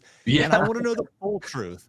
I want to know the full truth. I don't want some dude to receive the death penalty in Utah and go down with the ship when other people may have been involved in this. Like, I think that's not justice to me. Like, true justice is not this being covered up and some people getting away with it if they had foreknowledge or other involvement. Like, true justice is us knowing fully what the truth is, and the reality that all of us have to, at least those who are actually in this in good faith and are logical, reasonable people, what we all must accept is the fact that things have been hidden, and for the most part, our government and the authorities hide things from us for our own good. And in this case, like, I consider that to be unacceptable. Yeah, because if Israel did it, and whether or not the U.S. government were in on it before the fact, if they were it's just two ifs. If Israel did it, and if the U.S. government was completely committed for this 65, 70-year mystery reason to just riding down the ship with Israel. They're not going to leave Israel for whatever we don't know. It's like the mystery of iniquity. Then they would, at the very least, be cover-uppers after the fact, right? That all it takes is those two if statements, and then the U.S. government, even if they didn't know about Charlie's killing beforehand, will cover it up and just say this one guy has to go down for it. Do you agree with that? Yeah, and I think a reason for that might be like, again, like the U.S. government may not have been involved, or maybe they didn't have any knowledge of it at all. Like, that's fine, but if there's a cover up after the fact to protect the actual, I don't know, to protect the status quo or protect our relationship with whatever foreign nation was involved in it, which may escalate. Like if a foreign country was involved in assassinating Charlie Kirk, what are we doing at that point? Like, and are we going to go to war? And maybe the U.S., maybe the people in power are like, whoa. If this guy just goes down, maybe we don't have to engage in the next world war because Charlie got taken out, right? Because the American public's going to demand freaking, like, if we're demanding justice, like, okay, we're demanding the people that were involved here on the ground in Utah be held accountable. But if there's a foreign nation that were involved, like, they got to be held accountable too. And it's very well that the American government would be like, yeah, we're not going to open up that can of worms when we have, this dude that can just go down easy in Utah right now. Right. Like, and that's a major concern. And I think that's a realistic concern that many of us should and can have without being attacked as evil and, bad Christians because of it. Well, people don't do this with JFK anymore. Yeah, no one calls you an evil, bad Christian if you're like, yeah, Israel probably did JFK. Because enough time has passed, and because the authorities know that they got away with it, and if it was some combo of LBJ and Israel, I think I was talking to Andrew Wilson on the phone about this, and he's like, it's more likely LBJ. I was like, why do you keep doing the either or? This is all a both and. This is a conjunctive syllogism, not a disjunctive. It was likely LBJ and Israel, or at least it's plausible. So it's odd that the other side, the mainstream side in this, continues to act as if it's always a disjunctive syllogism. Well, it was either Tyler or Lance or the left or Israel. It's like, no, these things require a lot of moving pieces. Right. It was probably all of them. Right. It was probably all of them. Right. It could be both and, doesn't have to be either or. 100%. Well, the facts show 91% of the time it's both and. Yeah, Exactly. Could you have a few more clips, Debbie? I agree with everything you're saying, not because whatever, but even your percentages are similar to mine in this most bizarre case. I mean, this is a very, very bizarre case. Again, want to remind people who are talking ish in chat, you are welcome to join the show if you'd like to come on. back up anything that you're saying in chat. Come engage with IRL, yeah. V to V. Let's have Mike, it. wasn't It's funny how everybody acts all brave and strong in chat, but when you invite them onto the show, they're all of a sudden they just have other things going on. They're cool. They can't do. You got to put your face and your voice on it. Yeah, that's right. Shit gets real fast, bro. Did we do an interview on feminism on your channel, Zach? I thought we'd interacted a couple times. We did, but I took down a whole bunch of like some of the early stuff that I did. So I don't even think that one's on my channel anymore. Like, I took off like the first, like, I don't know, 10 to 15 like conversations that I did. And just because I don't know, man, I went through like a purge on my channel for some reason, which I deleted like a whole bunch of stuff, like both my pre-records and some of my interviews. And I think that one might have got axed. But that is what we talked about. We talked about feminism. We talked about the patriarchy. That's why I had you on. Yeah. I have a good friend of mine who has been a fan of yours for a long time, who introduced me to your stuff. And it was that was my first introduction to you. I feel like we kind of reconnected. We reconnected after the like with the whole Zionist issue, and now with this Charlie Kirk stuff. And I feel like I've been listening to you more and more. Well, you're getting a lot of traction on these. I see your tweets, and I was like, "Oh, this is a good tweet." And before then, I look up, it's Zach Costello, and then I'm like, 4,000 likes. So I thought, I'm like, "You're doing good work." And again, you just have an approach similar to mine, where it's like, "I don't know what this is, but this is weird. I don't know what that is, but that's weird." And it just, I was kind of hoping last night. I know it's a debate. This is a little naive, but I was kind of hoping for that similar style of approach.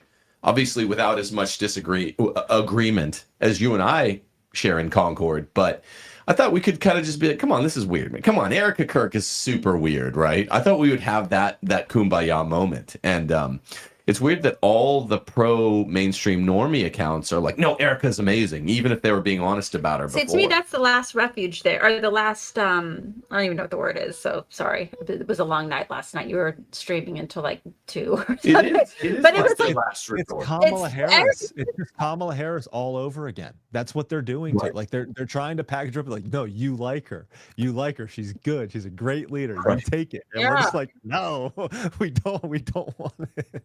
because I'm used It to is agreeing with fun. Andrew and Rachel Wilson about women in general. Like, just from my perspective, it's like one of the things I love most about my relationship with Rachel is just making fun of women.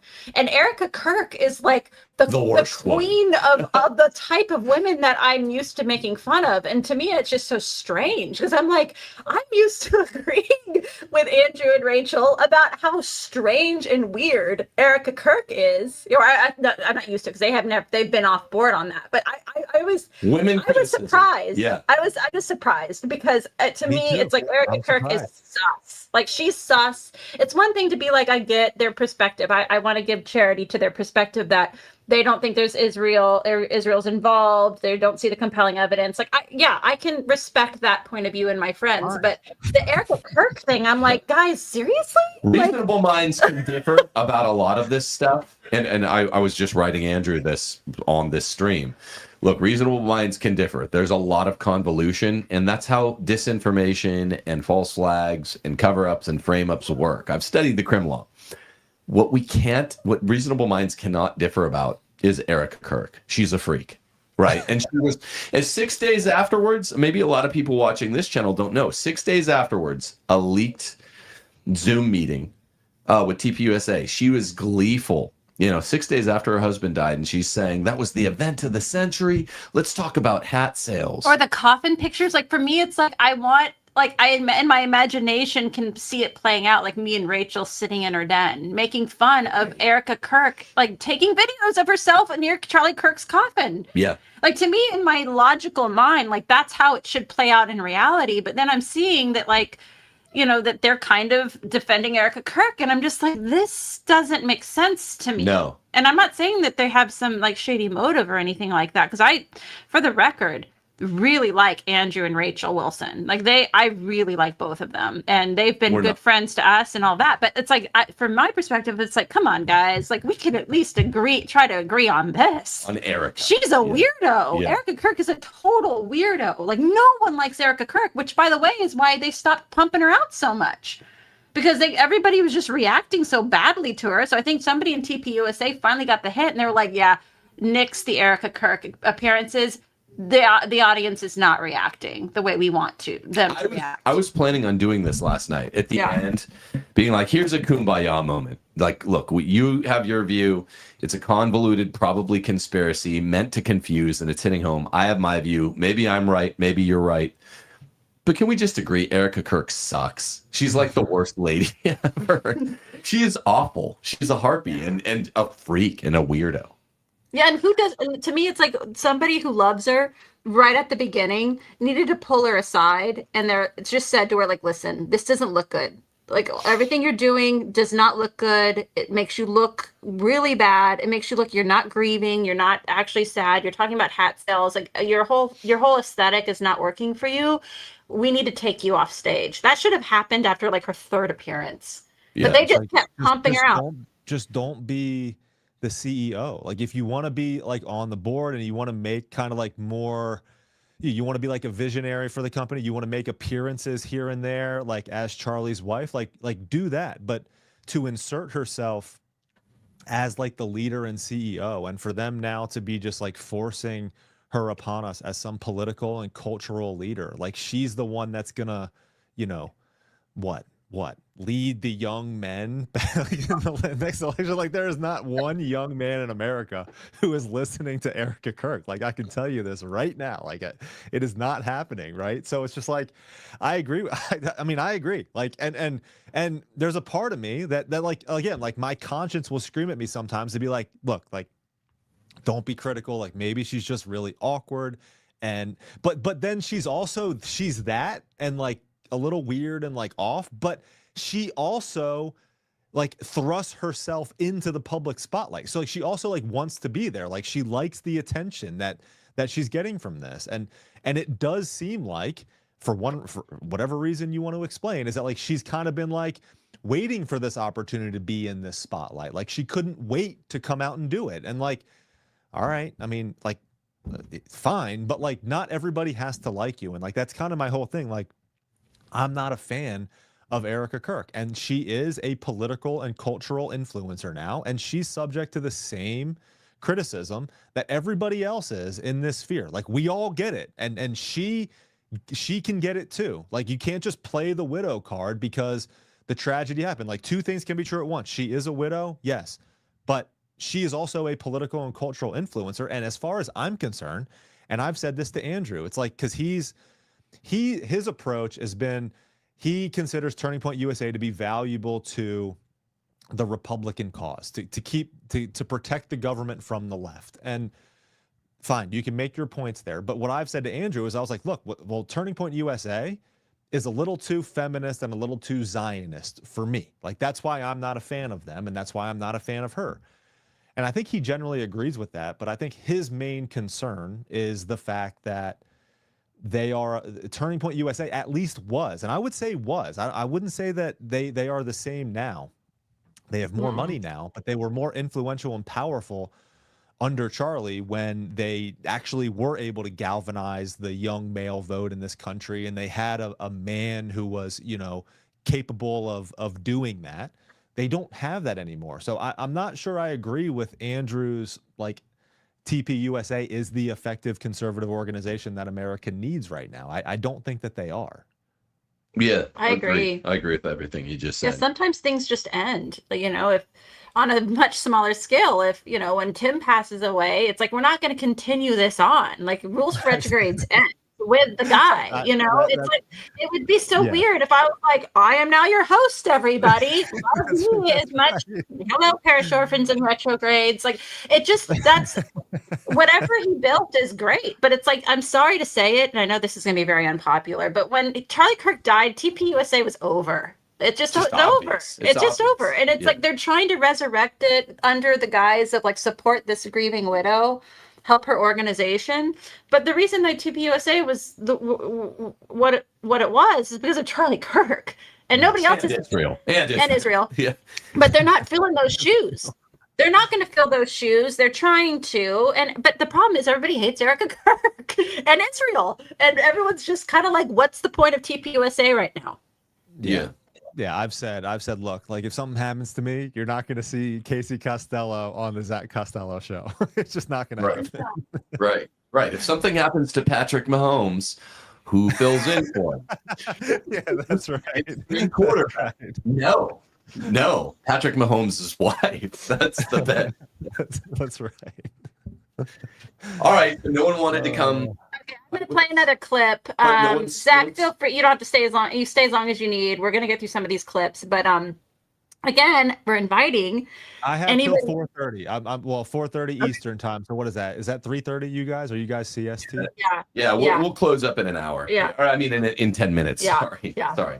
Again, we're inviting you Rob fans. If you want to come and defend your boy, now's your time to do it. Skilled, absolutely put together, sharp debater. Oh Rob. boy.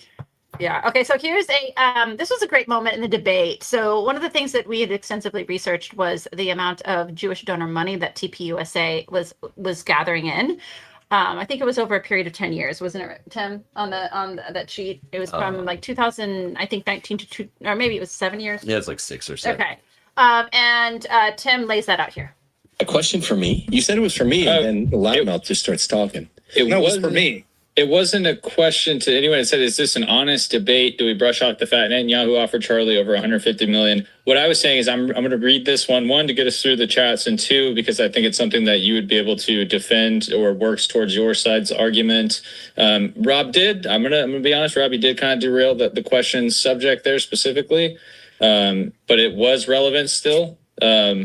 It's just that was something that I think would work in your argument's corner, Tim, is that they're claiming that offer to take TPUSA to the next level was a big part of... Can I respond to it? You said what you originally premised it as, here's something for you, Tim.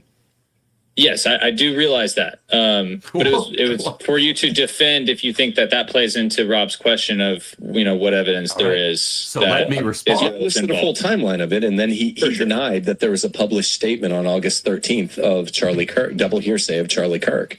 Oh, so it wasn't Charlie. Got it. No, it was Charlie Kirk. You said at the Charlie publicly of said. Evidence. Can you be quiet? Can you ever shut your mouth? I can. Do you ever do it? it? The question. Do you ever shut your mouth, at least from speaking?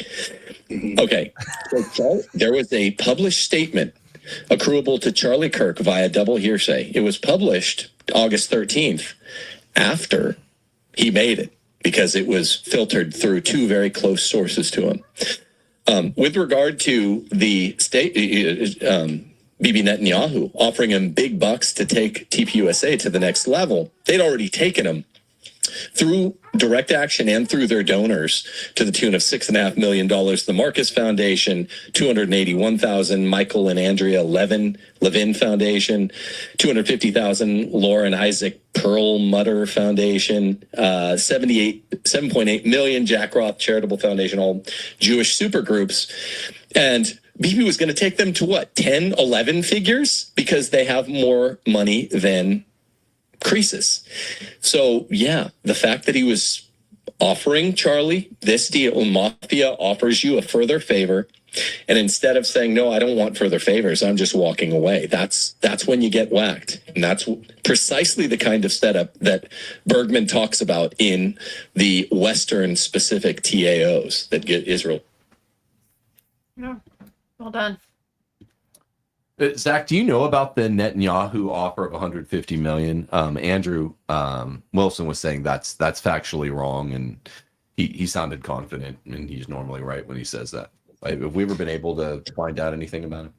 I don't know anything besides what Candace Owens has talked about, and I know that what she's talked about has been refuted by Andrew Colvett. So I would assume that Andrew Wilson's source for that not being true would be Andrew Colvett. To be honest with you, I don't know. I don't know which one to believe. I really don't.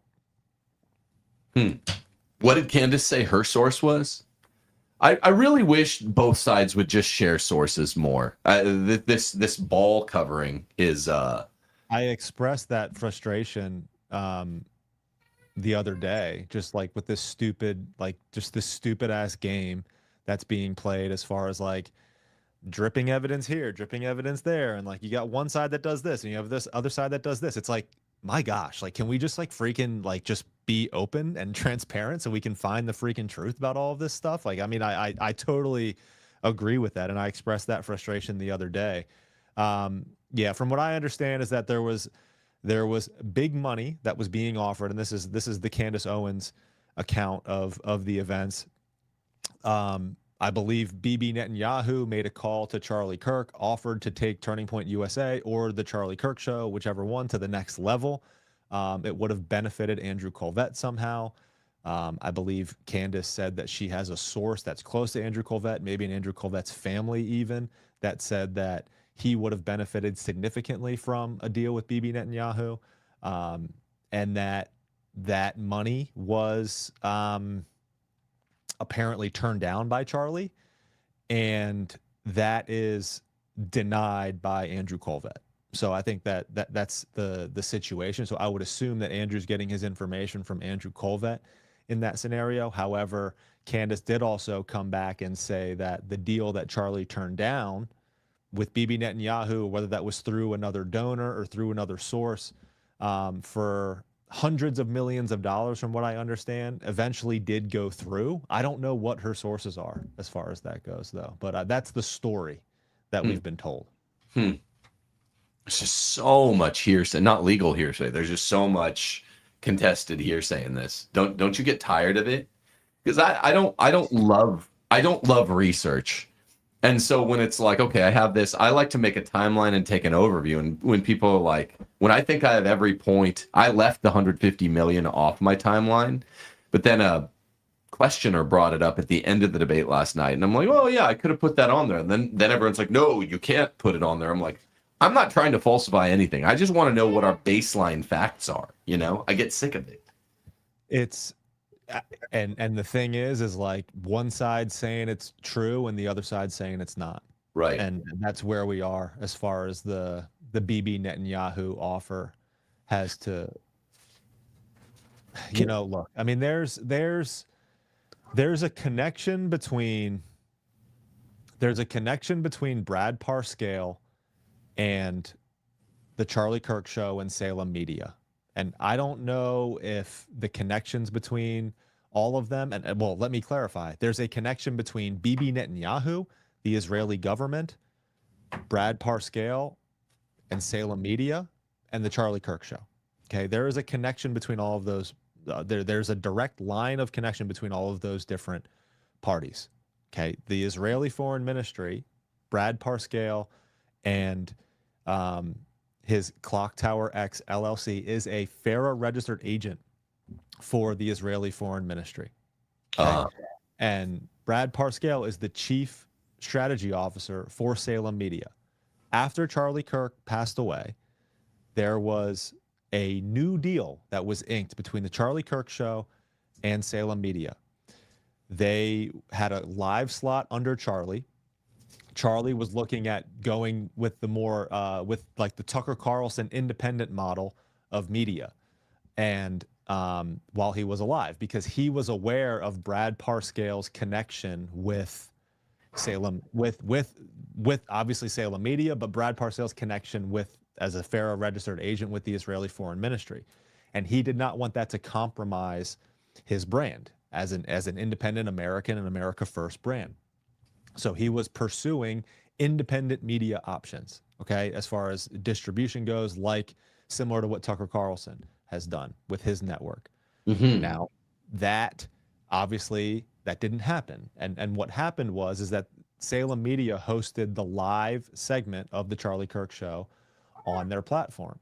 After Charlie Kirk passed away, they changed their deal with them. So they inked a new deal with Salem Media to where they changed from a live show to a podcast. And the reason for that was to reach a wider, younger audience on Salem Media. And that falls directly in line with what Brad Parscale is tasked with doing at Salem Media by the Israeli Foreign Ministry, which is to position and win over young people in America, which Bibi Netanyahu has called an existential requirement. So like you see stuff like that, and those are documented facts with regard to the Charlie Kirk Show inking a new deal with Salem Media, and Salem Media being responsible under Brad Parscale to distribute pro-Israel content throughout America, targeting the youth specifically. Those are documented facts. So but as far as the money trail goes, I don't know what that deal looks like. The Charlie Kirk Show is a private organization. It's not Turning Point USA. It's not a 501c3. It's not a nonprofit. They don't have to disclose things like nonprofits do. I don't know if that's where the benefit came in. I don't know if that big offer from Bibi Netanyahu that allegedly was supposed to come into Turning Point USA came in through a different donor. I think Candace knows more of like the back end details as far as that goes. She claims for it to be legit and true. Andrew Colvett denies it. So, wow, interesting stuff, I guess you can say. Yeah. Last thing I'll ask you, Zach, and then you have to go. But why? What's that for? Yeah, we'll finish we'll shotgun through some clips after, but you have the heart out. Why so little talk the last month from either Candace or Barron about the Google trends? That to me, that's such a golden opportunity if they can be verified. What's your view on the Google Trends? And then I'll let you get out of here and say your channel title and all that. Yeah, I mean, I've spoken with Barron at length about his Google Trends work. He came on my show. We did a live show, and he went into his Google Trends work, and I think they still stand as far as it goes with regard to what he found and why they are suspicious. Like, for example, the house where the rifle was left in the backyard being searched, the name of the surgeon, the name of the hospital. Hunter Kozak. Yeah. Hunter Kozak, like the person asking the question. I mean, there are some insane things that came up in those Google search trends that Barron had found. There are people have come out and countered what Google search trends are, and that they might not show like just one-off circumstances of searches that were conducted, but I don't know. I mean, it seems very suspicious to me in that these Google search trends of these specific areas at this specific place and time at UVU were being searched both. And what Barron found is that both the searches occurred both in Washington, D.C. and in Israel. Which is, that's so condemning. But so have they falsified it? I never trot that out because I don't hear Barron trotting it out. If it's true, then why not talk about it all day, every day? I think Barron still stands on it. I think he's talked about it a lot. So I think just, recently he's been focused on other things. But no, I haven't heard Barron come out, and to this day, Barron has not, to my knowledge, come out and said that his Google Trends work has been debunked yet. Because if it's real, then it's just 100% Israel. You know what I mean? There's no chance. There is no reasonable chance, snowball's chance in hell, of someone Googling Tyler Robinson, Lance Twiggs, Hunter Kozak, the surgeons at UVU, the coroner, the medical examiner, the address of the house the rifle was dropped in, and them not being on a conspiracy. It's 1 in a million millions. If you were to ask Barron like what his entire theories and have him lay out all the reasons why he thinks that he does, like those Google Trends searches are going to be something that he mentions for sure. Okay, yeah, it should be number one, because I mean that's like 1,000,000 times more specific than even the Harrison Smith tweet. So and I don't think he would falsify it. So what I'm not enough a tech guy to know how dispositive or evidentiary that is. That's all. The argument that I've heard against it is that if you you can use AI and go back and forth and try to figure out how this error might have occurred in Google Trends, it'll give you an answer as to like Google Trends isn't good at searching for like one-off searches or something along those lines. Like Google will give you an answer, and then you have the crowd that goes against the Candaces and the Barrons, etc., that will use that argument that you can just Google, right? You just Google search like, hey, like this happened, what's up with that? And then Google will give you an answer. And they've used that as an answer, but I don't know. Like I've seen that answer, and to me, like that is not sufficient enough for the amount of times it occurred with those specific places that it occurred at. It's like, all right, if it's like a one-off chance, I get it, but like all of these different things, like it made this many mistakes, like this many outliers occurred, and it's just like, it's weird, right? It's just weird. So, but there's a lot of this in this entire case, and like that's why so many reasonable people are just like, what the heck is going on? What the heck is going on? And there's no further agenda besides that. There's no further agenda of being like, we don't trust what's going on. What the hell is going on? Because everything that you're telling us is going on is actually not really going on. So right. That's the truest statement. It's just like, we're confused. There's a lot of stuff on the other side. There's a lot of stuff in support of the view that it was Israel. The other side says there's not a shred of evidence. That's just kooky. That's such an overreach that it's almost like more evidence that there's evidence. Yeah. In my opinion, that's not a good faith argument, in my opinion. No, there's a lot of evidence. It's just right. Well, we'll see how it develops. I'm excited that Harrison Smith has kind of updated that tweet like today. It's time. So tell us where people can find your good work, your handle on Twitter, on X as it's now called, and then on your YouTube channel and anything else you want to plug. Yeah, so you can just YouTube is where that's kind of like where my main stuff comes out. I have a live show Monday through Friday for 1 to 2 hours. It's just called the Zach Costello Show. You can search that up on YouTube. On X, I'm at, I think it's Zach Costello _ I know the underscore is bad to have, but that was the one that was available with Zach Costello, so that's what I chose. But you can find me. I mean, I'm pretty sure if you just search Zach Costello, you'll see some of my stuff pop up. But that's where I'm at. And then other social media would just be, at Zach Costello as well. So, okay, if there are more interesting developments, because the interest on my channel is only limited in this, but if there are more interesting developments that are some of the stuff we talk about, I'd love to come on your show and do more with you. Absolutely, man. Yep, I'll follow up with you. We'll figure out a time and we'll get something rolling in that regard. God bless you. I'm gonna hang out and play 4 more fast clips and then peace out. But thanks for your time today, Zach, and God bless you, man. Keep doing the work. Thanks for having me. Thanks, Steph. Talk to you guys soon. Peace, bro. All righty, let's get on to some more clips, shall we? He knows a lot of the stuff. Yeah, no, that was very impressive. Again, just everybody on, I guess, our side. This is not going to be saying something ultimately shocking to people out there, but everybody on our side, they just seem reasonable. Like they're open for to getting new evidence. They're not tied to an ideology, or you're not getting a lot of this like don't ask questions, or you're mean, or you want TPUSA to fail, or you hate widows, or you're right. You're hurting the right. You're hurting the right. There's a chance this is wrong, but it seems right. And can we get more answers here? That's everyone you talk to that has the truth openness. Right.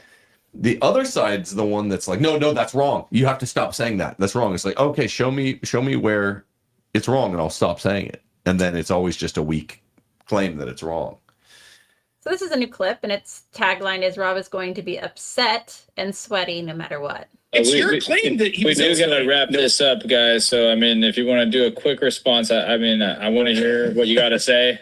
So but I also don't want to upset Rob if you get the last word here. So this is the moderator. Why are you so worried about it? Like, Rob's going to be upset and sweating no matter what. We've established that here tonight. Well, it's just because I told them earlier you opened it, so usually the other person ends it. So I was trying to be fair to that. Oh, sure. But like what I was agreeing with him is that there's no one that could go to jail or even go to court without the predicates of an investigation being brought to fruition. And that's my entire case. So if he tries to paper around it by just saying, well, yes, the NCTC director said that this was oddly cut short and he'd never seen it before, and it was cut short before some reports say even a week, then but there were leads that needed to be run down, and a lot of the leads are quite public, then yes, I agree that there's the cutting short of the evidence, the cutting short of the investigative evidence was successful. And that's why the conspiracy theory will abide. If you're truly worried about there being infighting on the right, this is why, Rob, you should, because I'm agreeing with you here, you should do a full investigation. I'm confident Israel will be absolutely exculpated at the level of reasonable suspicion. Do a full investigation. That's all I want, because I do agree with you. They've nipped this thing in the bud in such a way that we'll never be able to know. And now there's just all these public facts of record that speak to means, motive, opportunity, and not enough to convict. And there's not even we don't even have a name. And so now it'll just be one of those things for the aeons. Yeah, this is kind of what you just said, Steph. Yeah. The other side, the normie side, should want all the facts to come out to shut up conspiracy theorists. And that's the point. There are a bunch of suspicious facts that hover out there in the ether.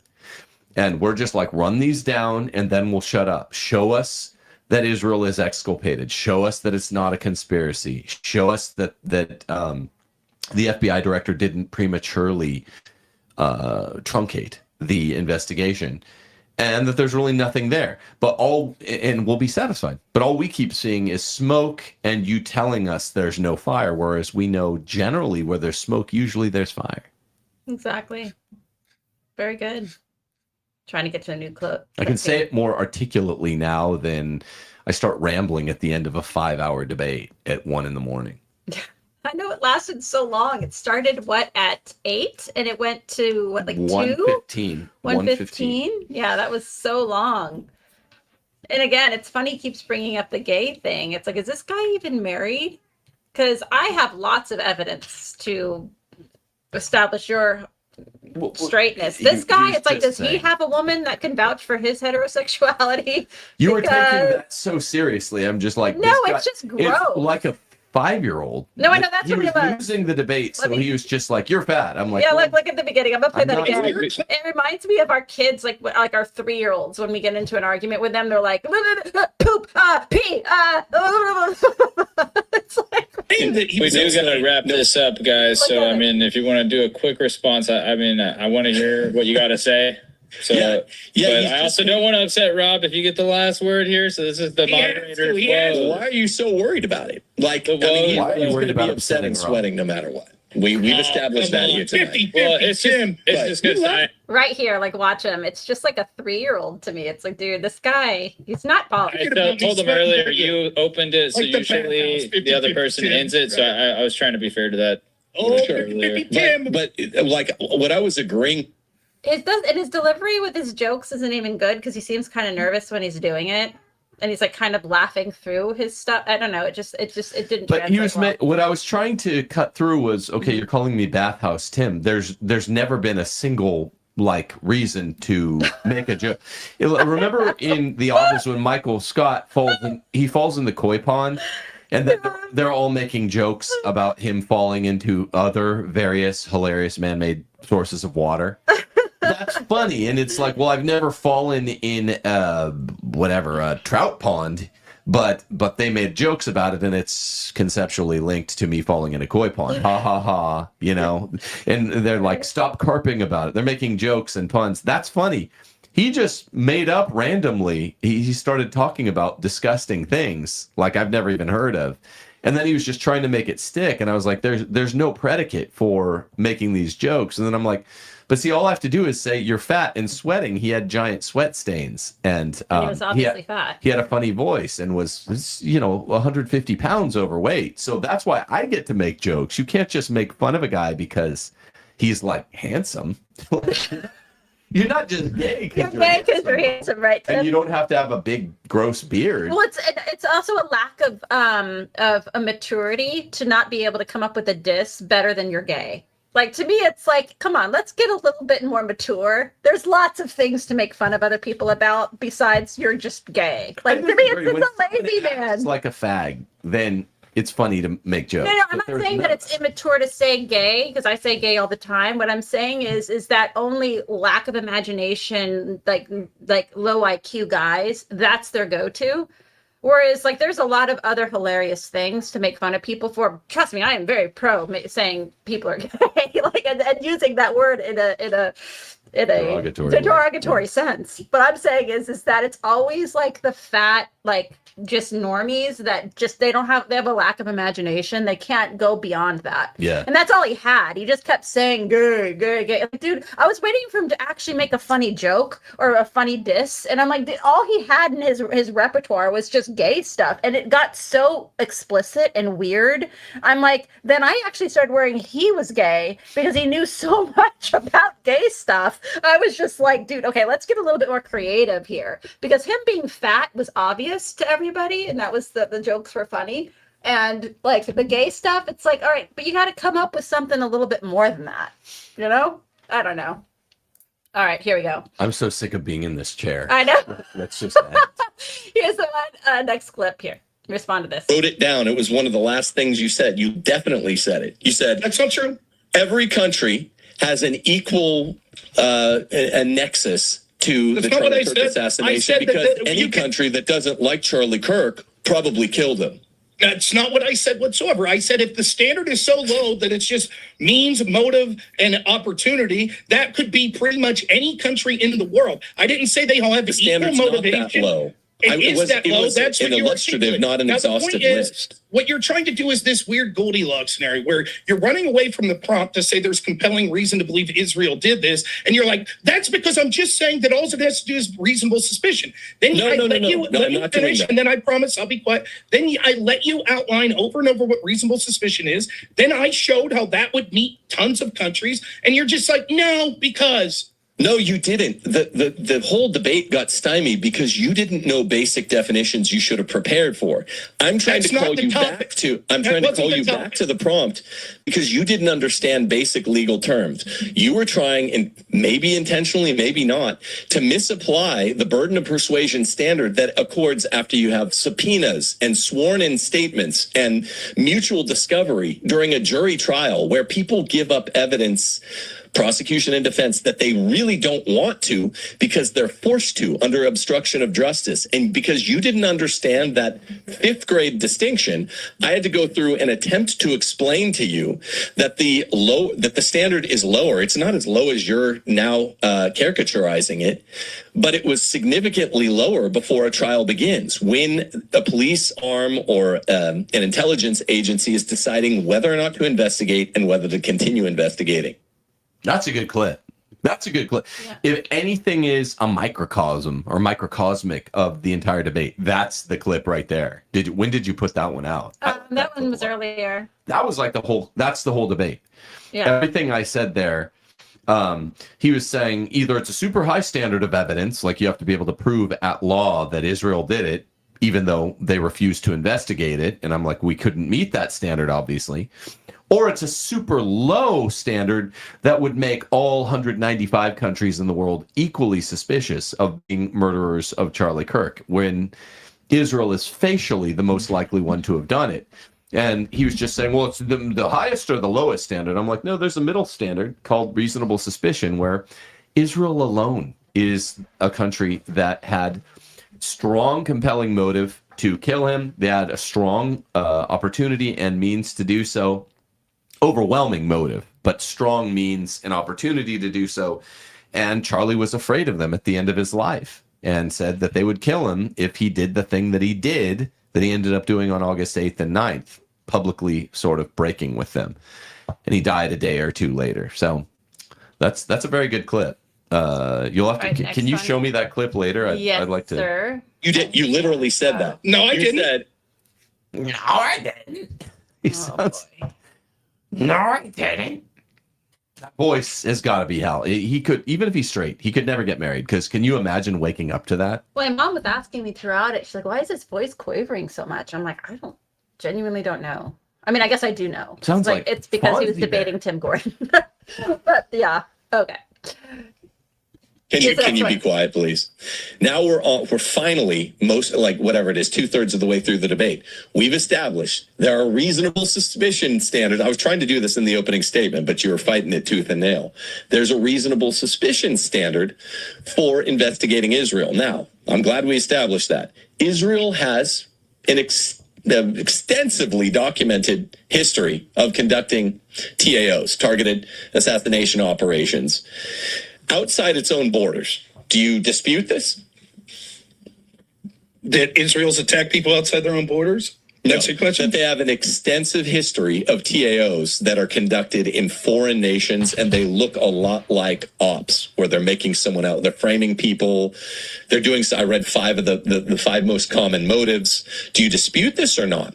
This all goes to means, motive, opportunity predicate. I'm unaware of the specific source that you're citing, but if I had to guess, Israel, like many countries, probably assassinates people.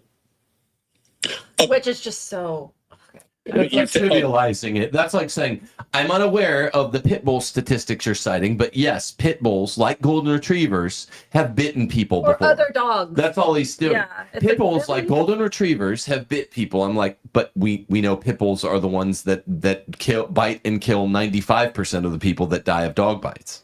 Right. And he's so saying, you think, like many countries, they do so in either quality, quantity, proclivity, with an average proclivity to assassination? I have no clue, but I would have. No, I'm asking you to take a guess. I don't know. My guess is that given the hostilities that Israel's been with in the region, they've probably more than, say, I don't know, Denmark. I don't know that it's more than the United States. Okay, well, so you want to retract your statement, what you said a second ago, that just like every other country, they've probably done some. No, I won't retract the statement. What I said is definitive study on this. Okay, I won't retract a true statement. Most countries have assassinated. Are you going to stop them from interrupting? Or are we moderating or not? So 2,700 in 70 years. That is remarkable. That's almost 400 per decade. And I read you the 5 main motivations for these assassinations, and you seem to just, I don't know, stonewall. Like this has no effect on you. You think that Israeli intelligence has conducted covert operations outside Israel, or no? Yes. Good. Okay. And do you see that the standard going opinion after this 2018 study that's cited by everyone in the intelligence community, Ronan Bergman, Rise and Kill First, that they don't do it at an average rate. They do it anytime even slight interest to Israel are jeopardized. Do you see that? I don't believe that everyone says that. I think you're lying. That was really stupid. I don't believe that everyone says that. I think you're right. That's like what you were saying. I didn't mean everyone. Like my 3-year-old hasn't said that. I said anyone that's got an interest in what's going on with the intelligence community or that would be citing studies. This is the definitive study. That was a bad moment for him. Well, he was lighting on to things like he had to try to show I was wrong because he was doing so badly in the debate. So he's like, everyone, like literally, what about mutes, deaf mutes? You think they cite this study? I'm like, no, people who are talking about TAOs. He would do that a lot. He would like stop you to try to correct you on something or like press hard. Because I think that's like their strategy. I would love to take his like debate thing because I kept noticing that he would kept trying to do like, oh really? Oh yeah? What about this? So you really, Tim? You think this? And then he would just like double down. And you're like, dude, you don't even understand the terms that you're using. You're not understanding the words that are even coming out of my mouth. Or you would say something and he would say that you were saying the negative. He's like, okay, you just admitted it. You just admitted it, Tim. You just admitted it. It's like, what are these like 12-year-old girls? Yeah. Like the type of stuff that I see like our 12-year-old the tactics our 12-year-old girls do when they're like fighting for like the shotgun seat in the car. It's just it's bad. It's bad optics. Everyone says it. Just I mean, why should if you want to be a smug, condescending asshole, so prove that everyone says it. I haven't said any. I haven't called you anything, man. And that was the first time that the insults, by the way, happened right there. He's just totally unhinged. He was very upset. And you're getting threatened because you don't know legal terms. You're getting threatened. There you go. I wish that clip went longer because I think I said a number of reasons why I believe he's getting threatened. Yeah. So if you didn't see the debate, it was 5 hours long. Are those all the clips we have? We've tried to give you a good smattering of them. It was kind of a shit show by the end because he was getting so threatened. He was saying, I'm gay. He was saying I'm a poop face. He was saying, whatever. He was saying anything other than a compelling point, which tended to show that Israel's innocent. So, any regrets? Any things like anything you want to add? Regrets, things you wish you did better, things you, Yeah, I mean, it always gets sloppy. I don't like the blood sports debate. It's not my style where you just interrupt things. I can interrupt with the best of them if I have to, but I know it's sloppy. I know it's shitty. I know it's for white trash. So I don't like that style. It's just, I don't like when I have to call this fat guy fat because he's called me like gay like 3 times. Like, well, I'm not going to sit around and take that. I just like moderated, tight debates where your mic is off while I'm talking. My mic is off while you're talking. Interrupting is a temptation. It's an occasion of debate sin. So I'm just more comfortable when my mic's off, when he's talking and his mic's off, because, everyone wants to interrupt. But well, he had no business starting the insult game looking like that. Yeah, he did. Like that's just not good. self-awareness. You can't look like he looks and then start insulting people. It's still It's insulting just, looks. dude, come on. You can't be that ugly and start insulting people's looks. But I will say the debate was sort of sloppily administered the whole time. Like they used the thumbnail and it said the Tyler Robinson trial. He never even made a second thumbnail. He made that like 8 days ago while I was still at Disney World with my family. I'm like, what the hell are you talking about? We don't, this is not on the Tyler Robinson trial at all. And he was like, oh, my bad. And then he never even redid it. I suggested one prompt, which he ended up using, and it ended up being, I was never even sure that he'd used it. I think that was my mistake. So I was like, I'm just going to kind of prepare for this debate with my own prompt. It was highly related, but it was just a sloppy show from start to finish. Nevertheless, I really amassed a lot of evidence, and those two major studies, Rise and Kill First, 2018 study by Ronan Bergman. That thing's an amazing book. I recommend everyone read it. And Ari Perliger's Counterterrorism Center at West Point study, The Rationale of Political Assassination, is amazing. 2015 study looking at all political assassinations from 1946 to 2013, showing that 91% of political assassinations are conspiracies. Only 9% of the ones they looked at, and they looked at nearly 1,000, were lone gunmen. So that alone makes the question, could Charlie Kirk just walk away from working with the mafia, who he started his career, really compellingly answerable as no. I want to give a segment, just a sec, to the moderator who's in chat right now. So I want to give him his say on this too. And he said, hey, bro, Mod from MDD here. I said the same thing in Rob's chat, but I'll say it here too. Sure. I will definitely be better next time with muting both parties. Just an oversight on not giving me Zoom host. So, okay. So what he's saying there, because I know what this is, when the moderator changed, he didn't have the capability to mute, which because I do this a lot for Tim behind the scene, the tech stuff. He didn't have the ability to actually physically mute people because he was just a guest on the podcast at that point, and the other guy still had that capability. So yeah, I mean, sorry it got sloppy. Is this Mike or is this? I'm so tired from last night. Is this the first or the second? I believe it's the second. Yeah, no, I mean, look, and he kind of just got thrown into it. It's fine. I like when it's like 30-second segment or 30-minute segment where you lead and then the guy just has to answer in a line and then you flip. I like closing statements. Short. It's Mike. Yeah. Yeah, it's Mike. So it just, and obviously I made some little strategic errors, but the problem is that when you're debating against a guy, I knew Rob was friends with Andrew, but it's like a Crucible ex-employee or whatever he was, an MDD, if it's, I don't know, unaffiliated, unofficially affiliated, or feels compelled to agree. I just noticed, he was, anytime he's like, look, Rob is blabbing a lot, I have to cut him off. He was like, you're like apologetic, and I'm like, don't be apologetic. You need a mod that's like, hey, you shut up, go, and can just sort of call balls and strikes. So I would run that debate back because I think it's an important topic. We need formatted structure, muted mics, much more formatted structure, heavy-handed moderator, and a good prompt, that in a much better prompt. Now we did this once. I would call for I'd call for a rematch on this one because I think it's sufficiently important. Yeah, you should do it in person. There's a super chat. This played out just like the Andrew and Candace debate. Being good at debate doesn't translate into every topic. One person looked like they knew law and the case, and the other looked lost. Clear W, Tim. Yeah, I think I was trying to get to more substance and not just process, not just procedure. And I think I did get to a little more substance than Candace did. She was stuck in pure process and procedure with Andrew. And I mean, maybe I got stuck almost as much as she did, but I got my opening out, and I went through the timeline a couple different times, and that's what made Rob so panicky and desperate seeming.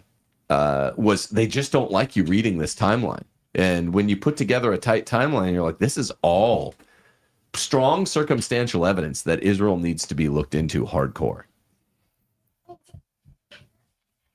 Okay. Hey, school starts next week for us on September the 2nd, and we're running the same homeschool co-op that we did. It's called our CHEP, Retrograde Classical Homeschooling Enrichment Program.